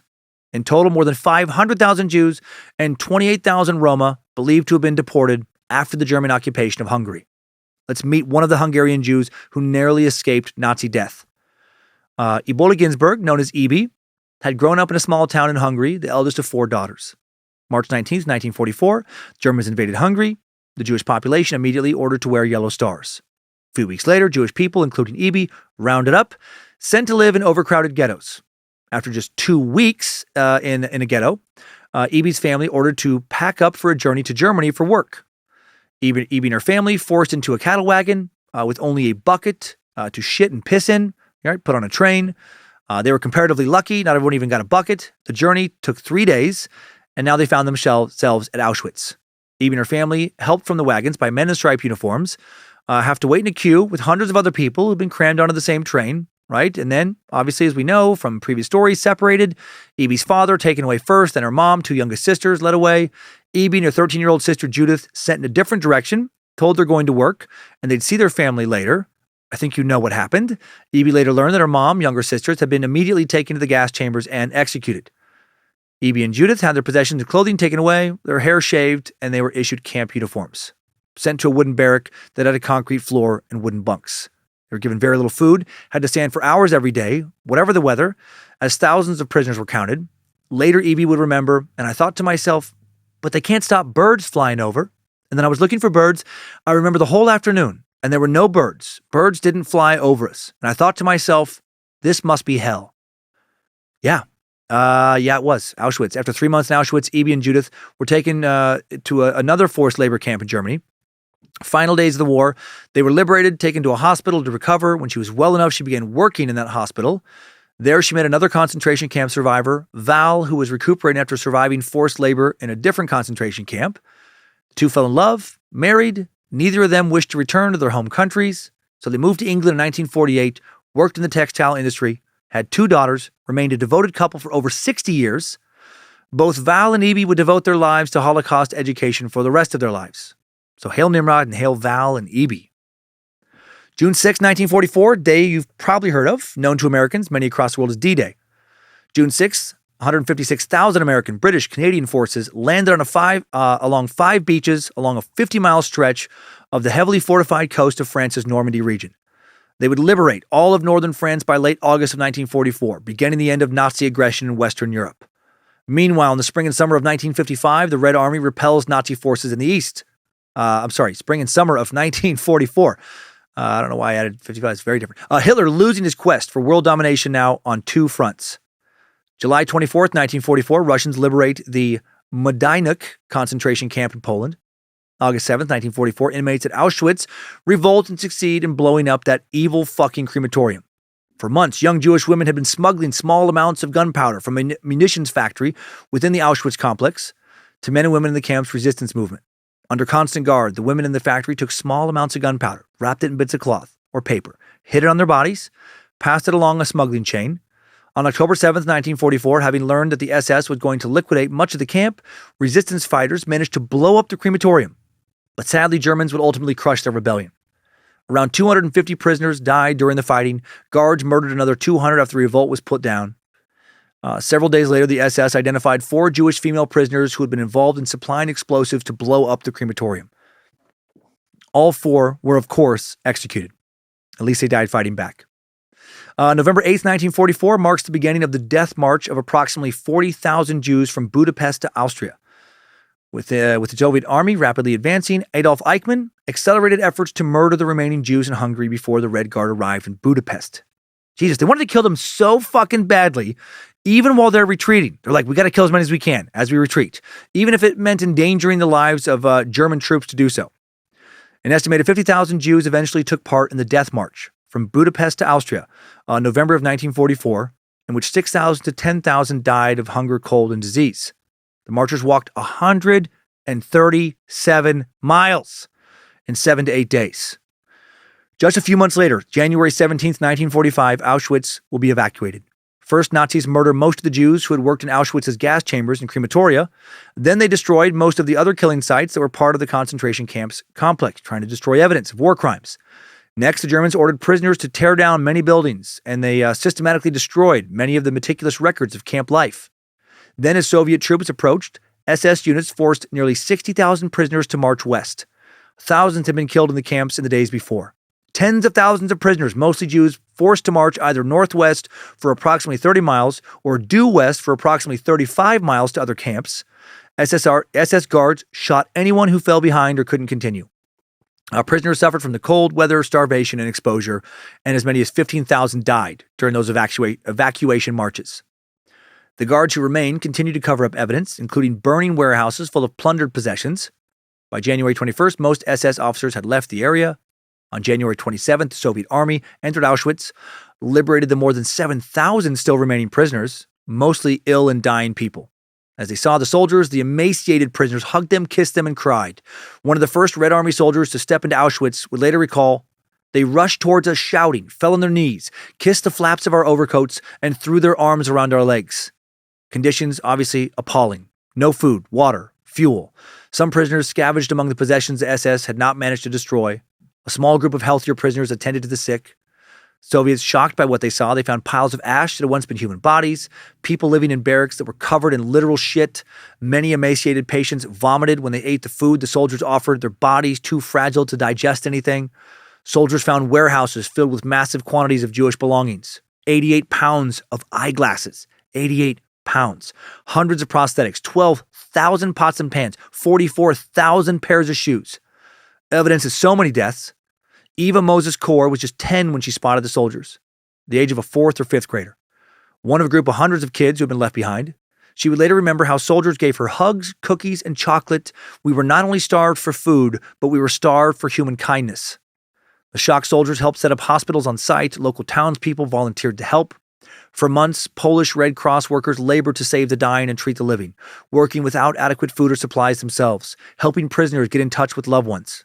About 7,500 would survive. After a long, brutal march, more than 10,000 weak and exhausted prisoners from Auschwitz and Gross-Rosen, most of them Jews, arrived now in the Buchenwald concentration camp in January of 1945. By February, the number of prisoners in Buchenwald would reach 112,000. In early April, as U.S. forces approached the camp, the Germans began to evacuate. 28,000 prisoners from the main camp, additional several thousand prisoners from subcamps, an underground resistance organization in Buchenwald, whose members held key administrative posts in the camp, would save many lives. With the Allies approaching, they felt more confident to obstruct Nazi orders and delay the evacuation. April 11th, 1945, in expectation of liberation, prisoners stormed the watchtowers and seized control of the camp. Later that afternoon, U.S. forces enter Buchenwald. Soldiers from the 6th Armored Division, part of the 3rd Army, find more than 21,000 people still alive, most of them extremely emaciated. The Nazi evacuation of the Sachsenhausen now began in the early hours of April 21st, 1945. More than 30,000 remaining prisoners marched off in groups towards the northwest. They can't just fucking leave it alone. It's never enough. They know they're losing. It's their final fucking days. And they're like, nope, we still got to make sure a bunch of these people die. Next day, April 22nd, units of the Soviet and Polish armies, find around 3,000 sick prisoners, as well as nurses and doctors who've been left behind in the camp. Sadly, 300 of the camp's former inmates, too sick to survive, despite just being liberated. They're buried in 6 mass graves by the camp wall near the infirmary.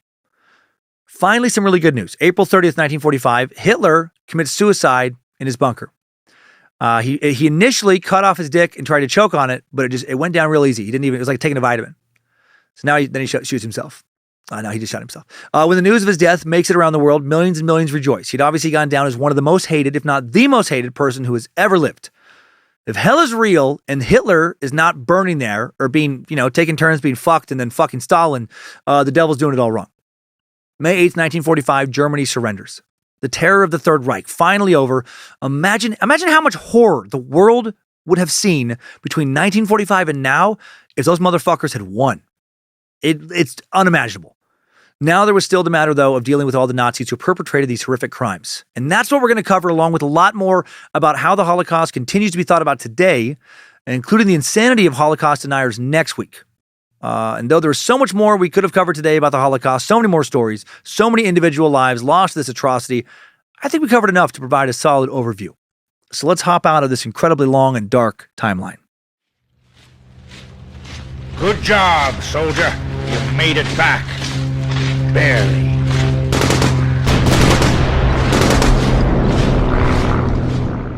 The Holocaust, so much disturbing material we went over today. Sometimes I think it's easy to get a little numb just hearing a bunch of numbers.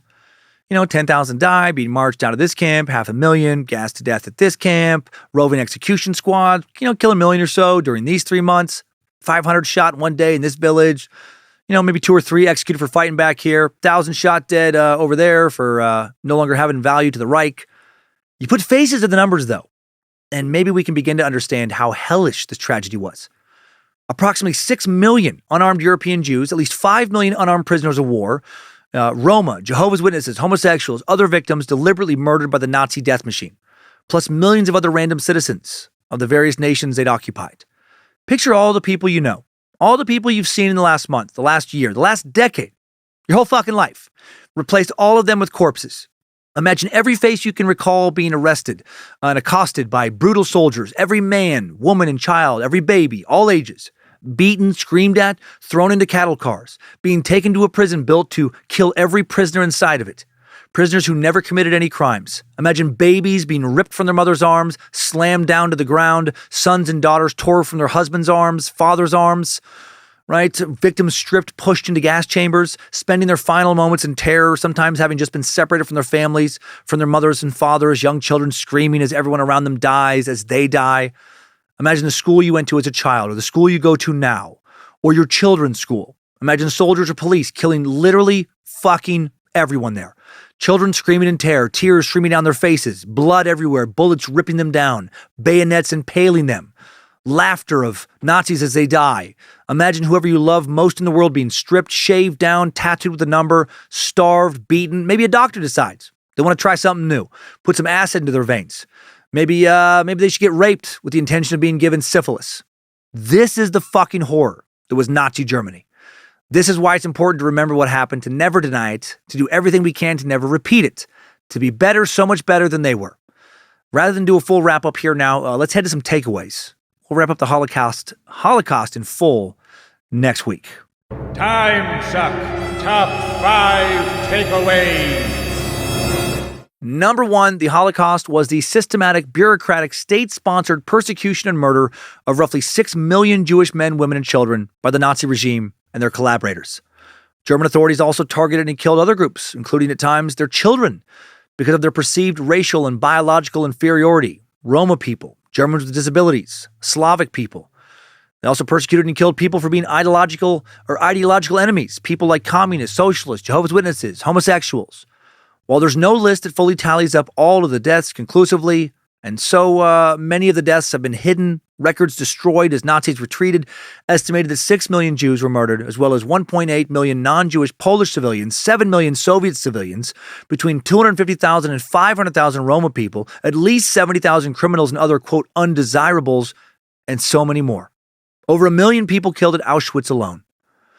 Number two, the Nazi Party mobilized an entire country's resources, along with the resources in countries they invaded, to sustain a killing machine.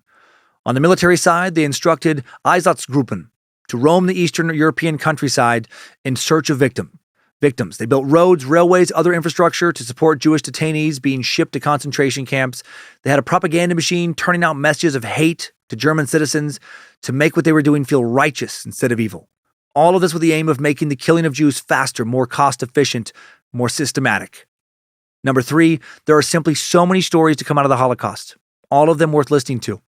From the story of Rena Finder at Schindler's factory to Selma Engel, her escape from Sobibor, there are countless stories of bravery, sacrifice, horrors endured, and survival. You can read essays written by Holocaust survivors on the United States Holocaust Memorial Museum's website. Behind every name, a story.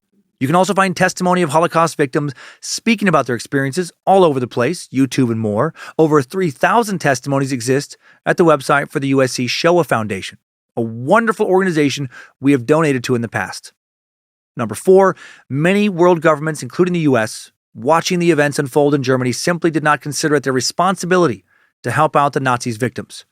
Worried about immigration limits, economic issues, sometimes motivated by their own kind of anti-Semitism, they stalled and created a paper barrier to those looking to flee Nazi Germany. Going forward, maybe it's worth taking a hit to our economy. Maybe it's worth losing some votes in order to save innocent fellow humans from an almost unimaginable level of terror. Number five, new info in 1946. Two partners in a leading pest control company, Testa, were tried before a British military court on charges of genocide. Argued that the accused must have realized that the massive supply of Zyklon B they provided to concentration camps was far above the quantity required for delousing. They were convicted and hanged. And we will get into the many ways the Nazis were dealt with when their big death party was finally fucking shut down next week in our second episode on the Holocaust. Timesuck Top 5 Takeaways. The Holocaust Part 1 of 2, Build Up and Atrocities, has been sucked. I always enjoy learning so much in our historical sucks. Obviously, this content, fucking brutal, but important to learn and remember. Thanks to the Bad Magic Productions team. Thanks to Queen of Bad Magic, Lindsay Cummins. Thanks to the Reverend Dr. Joe Paisley for production. Thanks to BitElixir for upkeep on the Timesuck app. Logan the Art Warlock Keith creating the merch at badmagicmerch.com. And for running socials with Liz, the Enchantress Hernandez. Thanks to Sophie Evans for her initial research this week and next week, doing that one too. Great job. Thanks to the All-Seeing Eyes, moderating the Cult of the Curious private Facebook page. Thanks to Becky Jesse, the Mod Squad, making sure Discord keeps running smooth, and the Reverend Dr. Joe for administering all that. Now let's talk about next week's suck. How do you deal with something like the Holocaust when it's over? For many Germans, it was hard to wrap their heads around the fact that the post-war world saw them as evil. They had been brainwashed that thoroughly. To many, they felt that if they hadn't been doing the right thing, at least they had just been doing their jobs. And it was the Allies who were the real aggressors. Many people, not just Germans, struggle with understanding the cognitive dissonance of an entire country that had mobilized to carry out so many horrific acts. Did that make everyone in Germany evil? How could ordinary people be capable of that? We'll explore the ways some writers and thinkers engage with those questions and how Germany, after occupation, has dealt with its ongoing legacy of the Holocaust. We'll also cover the ways people have tried not to understand the Holocaust. For some, the scope of the horror, just too hard to process. More than too hard, impossible, therefore must not be true. For others, they just still hated the Jewish people so much, they consciously decided to deny the survivors of the Holocaust the right to be seen as victims of an unimaginable evil and instead branded them as liars. Holocaust denial is an especially disgusting type of anti-Semitic propaganda that emerged after World War II. It's the replacing of historical documentation, and a lot of it, with nothing but lies and propaganda fueled by the same anti-Semitism that allowed the Holocaust to happen in the first place. Holocaust deniers generally claim that the Holocaust never happened, or that a much smaller number of Jews died, and not through mass murder, but through disease like typhus. They also claim that legitimate accounts of the Holocaust are just propaganda and lies, generated by Jews for their own nefarious, trying to control the world, parasitical benefit. Some of these prominent Holocaust deniers are people who used to be historians, super shitty historians, and now they perpetuate this hateful line of thinking for their own financial benefits. So they can claim that they're the ones uncovering the truth and sell lots of books and seminars to ignorant followers. I'm going to dive deep on all that crazy shit and more next week. Right now, time for this week's Timesucker updates. Updates? Get your Timesucker updates. After all that darkness, let's start off with something sweet and really funny to me. Beautiful bastard Joe Goodman is pissed off on my behalf and confused. He writes, "Hey, Dan and crew, I just want to say 5 out of 5 stars. It drives me nuts when you read people's emails and they love the show, always listen, etc., and then say 3 out of 5 stars. What the fuck, man? It's I love this. It's free, funny, well-researched. What the hell else do they want? Anyway, love the show, and again, 5 out of 5 from a true fan. Hail Nimrod. Keep on sucking, Joe. I fucking love you, dude. Oh, I love you so much, and I love this email.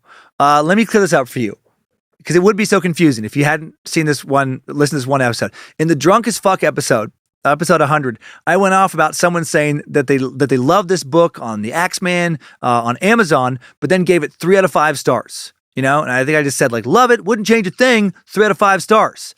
And I just outraged about it. And then that joke stuck. And ever since, a lot of people have rated everything we've done as being, love it, great, wouldn't change a thing, 3 out of 5 stars. So the 3 out of 5 rating, it's just been a running joke for something that people love. So I'm so glad, though, that you saw that. We're just like, what the fuck is happening? Because if I didn't get that joke, I also would be like, why are they doing this? So thank you. Thank you for the 5 out of 5 and for the very kind message. Love you. Now for an Epstein update from a now free sucker, Sarah Alexander, who shares some inside incarceration info, writing, "What's up, Master Sucker? So no shit, there I was driving down the road on a 5-hour trip to visit an old friend. I'm listening to the episode on Vladimir Putin. Strong pony boy. I'm listening to the Timesucker updates, and you read the email from the great anonymous meat sack who had worked as a corrections officer. They explain the workings of SHU and how the incarceration system works, how maybe Jeffrey Epstein really did commit suicide and was not murdered. Well, don't put away the tinfoil hats yet. It is still possible that it wasn't suicide. Let me give you a bit of information from someone who's been incarcerated. Now, I don't want to discredit that anonymous sucker at all.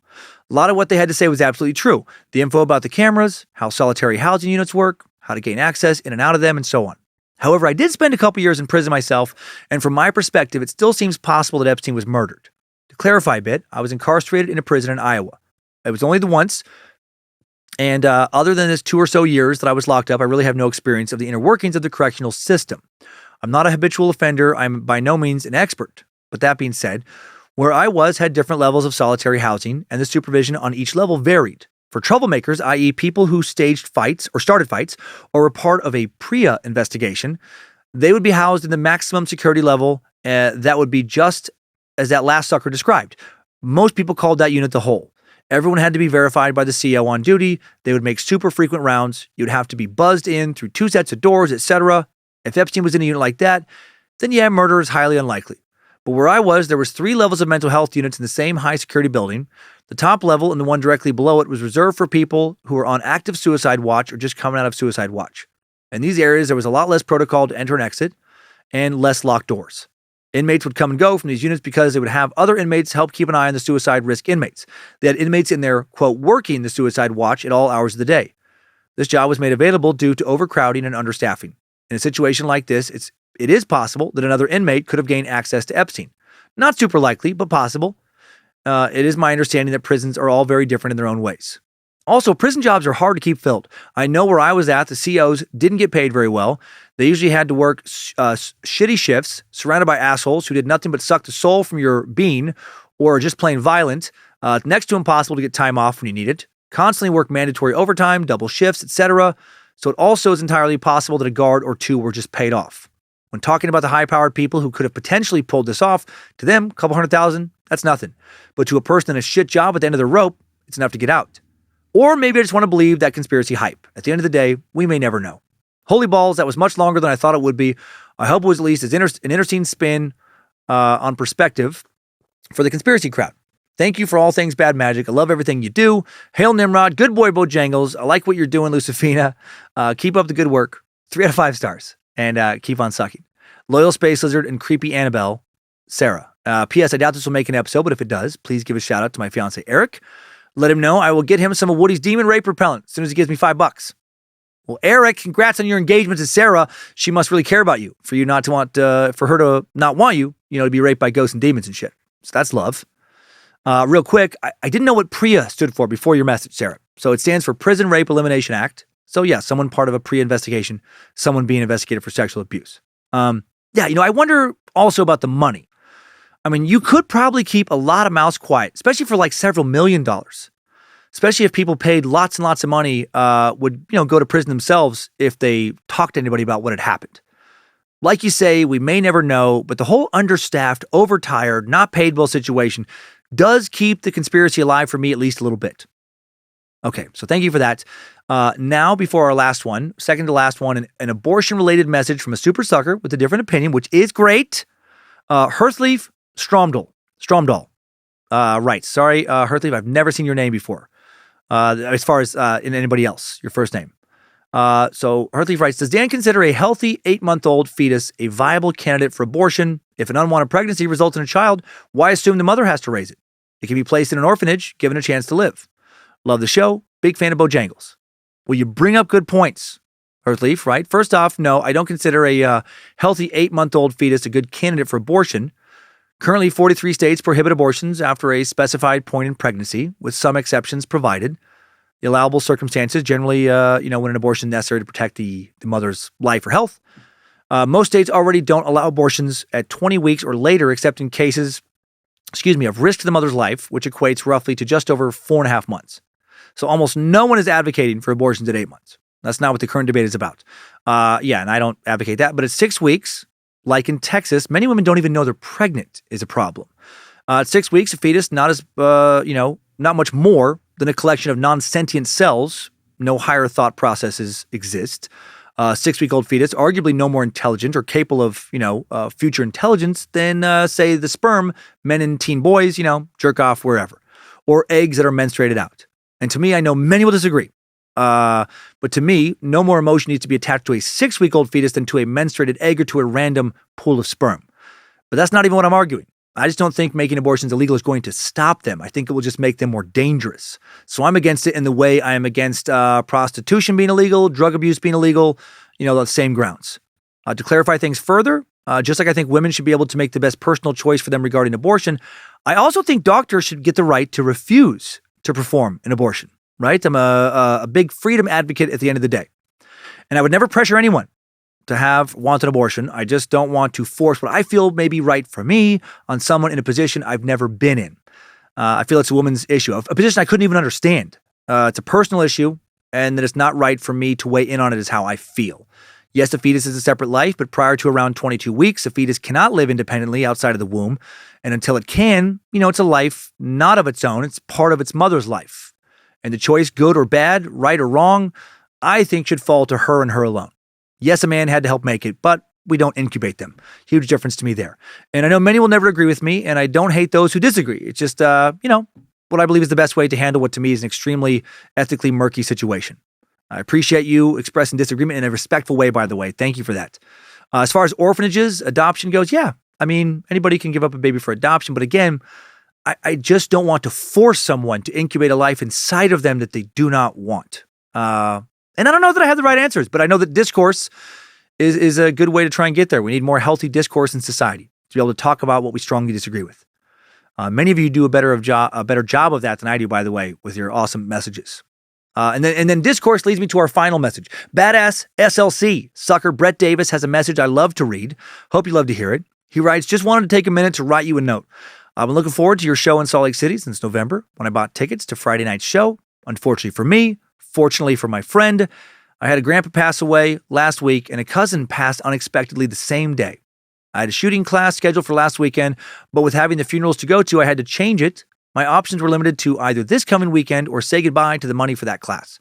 Sorry to cut you out of my plans for the weekend, but if you would give a shout out Friday night to my friend Charlie, he's my best friend, and he's been there for me through a lot. We were looking forward to a night of being irreverent and entertained at your show. Thanks to life, I get to miss out. Also want to take a minute to say thank you for all you do to entertain me. Thank you for voicing your opinion on politics, even though you and I disagree on things. It has been eye-opening for me to hear other opinions and points of view. I have a close family member involved in Congress, so sometimes I get stuck in an echo chamber, and I appreciate breaking out. I'll never hate you for your opinion, and I have really learned to listen to everyone's opinions before making my decisions. Thanks to you, I'm not just assuming I'm right and everyone else is wrong. Thanks for all you do, Dan, and thanks for what you taught me, Timesuck Brett. Brett, I fucking love you, dude. Wish there were more of you. Sorry about your cousin and your grandpa. Sorry you have to miss the show, but I get it, and I wish you the best of luck at that class. Good on you for gun safety. Good on you for being able to hear the opinions of others that you don't agree with. I try and do the same. I really do. I have friends and family who have, who voted for Trump. And you know what? They're great people. I have friends and family who voted for Biden. Also, great people. Too many people can't seem to understand that that is possible. Keeping you, Brett. Keep setting a good example. Good luck shooting. Hell fucking Nimrod. And let's skedaddle. What a long one today. So much info. Next time, suckers. I needed that. We all did. Another Bad Magic Productions podcast in the bag, meat sacks. They're not always going to be 3-hour fucking leviathans, I promise. Please don't take part in attempting the systematic annihilation of an entire race of people this week or any week. Instead, help avoid thoughts of doing anything like that by, continuing to keep on sucking.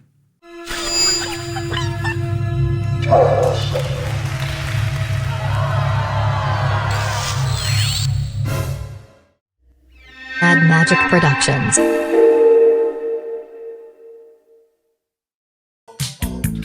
My music hits me so hard, makes me say, oh my Lord, thank you for blessing me with the mind to rhyme. And 2 hot feet feels good when you know you're down. A super dope homeboy from an Oaktown, I'm known as such. And this is a beat you can't touch. I told you, homeboy, you can't touch this. It's a strong pony boy beat. Living how you know, you can't touch this from me. I will take everything from you, but you cannot touch nothing from me. Funky lyrics and bands, you got it like that. You want to dance, so get up and dance. I command you, I'll fucking kill your family if you don't dance. Like that, pull on the mission, fall on your back, let them know that you're too much. This is a beat that you can't fucking touch for nothing. You can't touch this. Glory be to Russia. You can't touch us.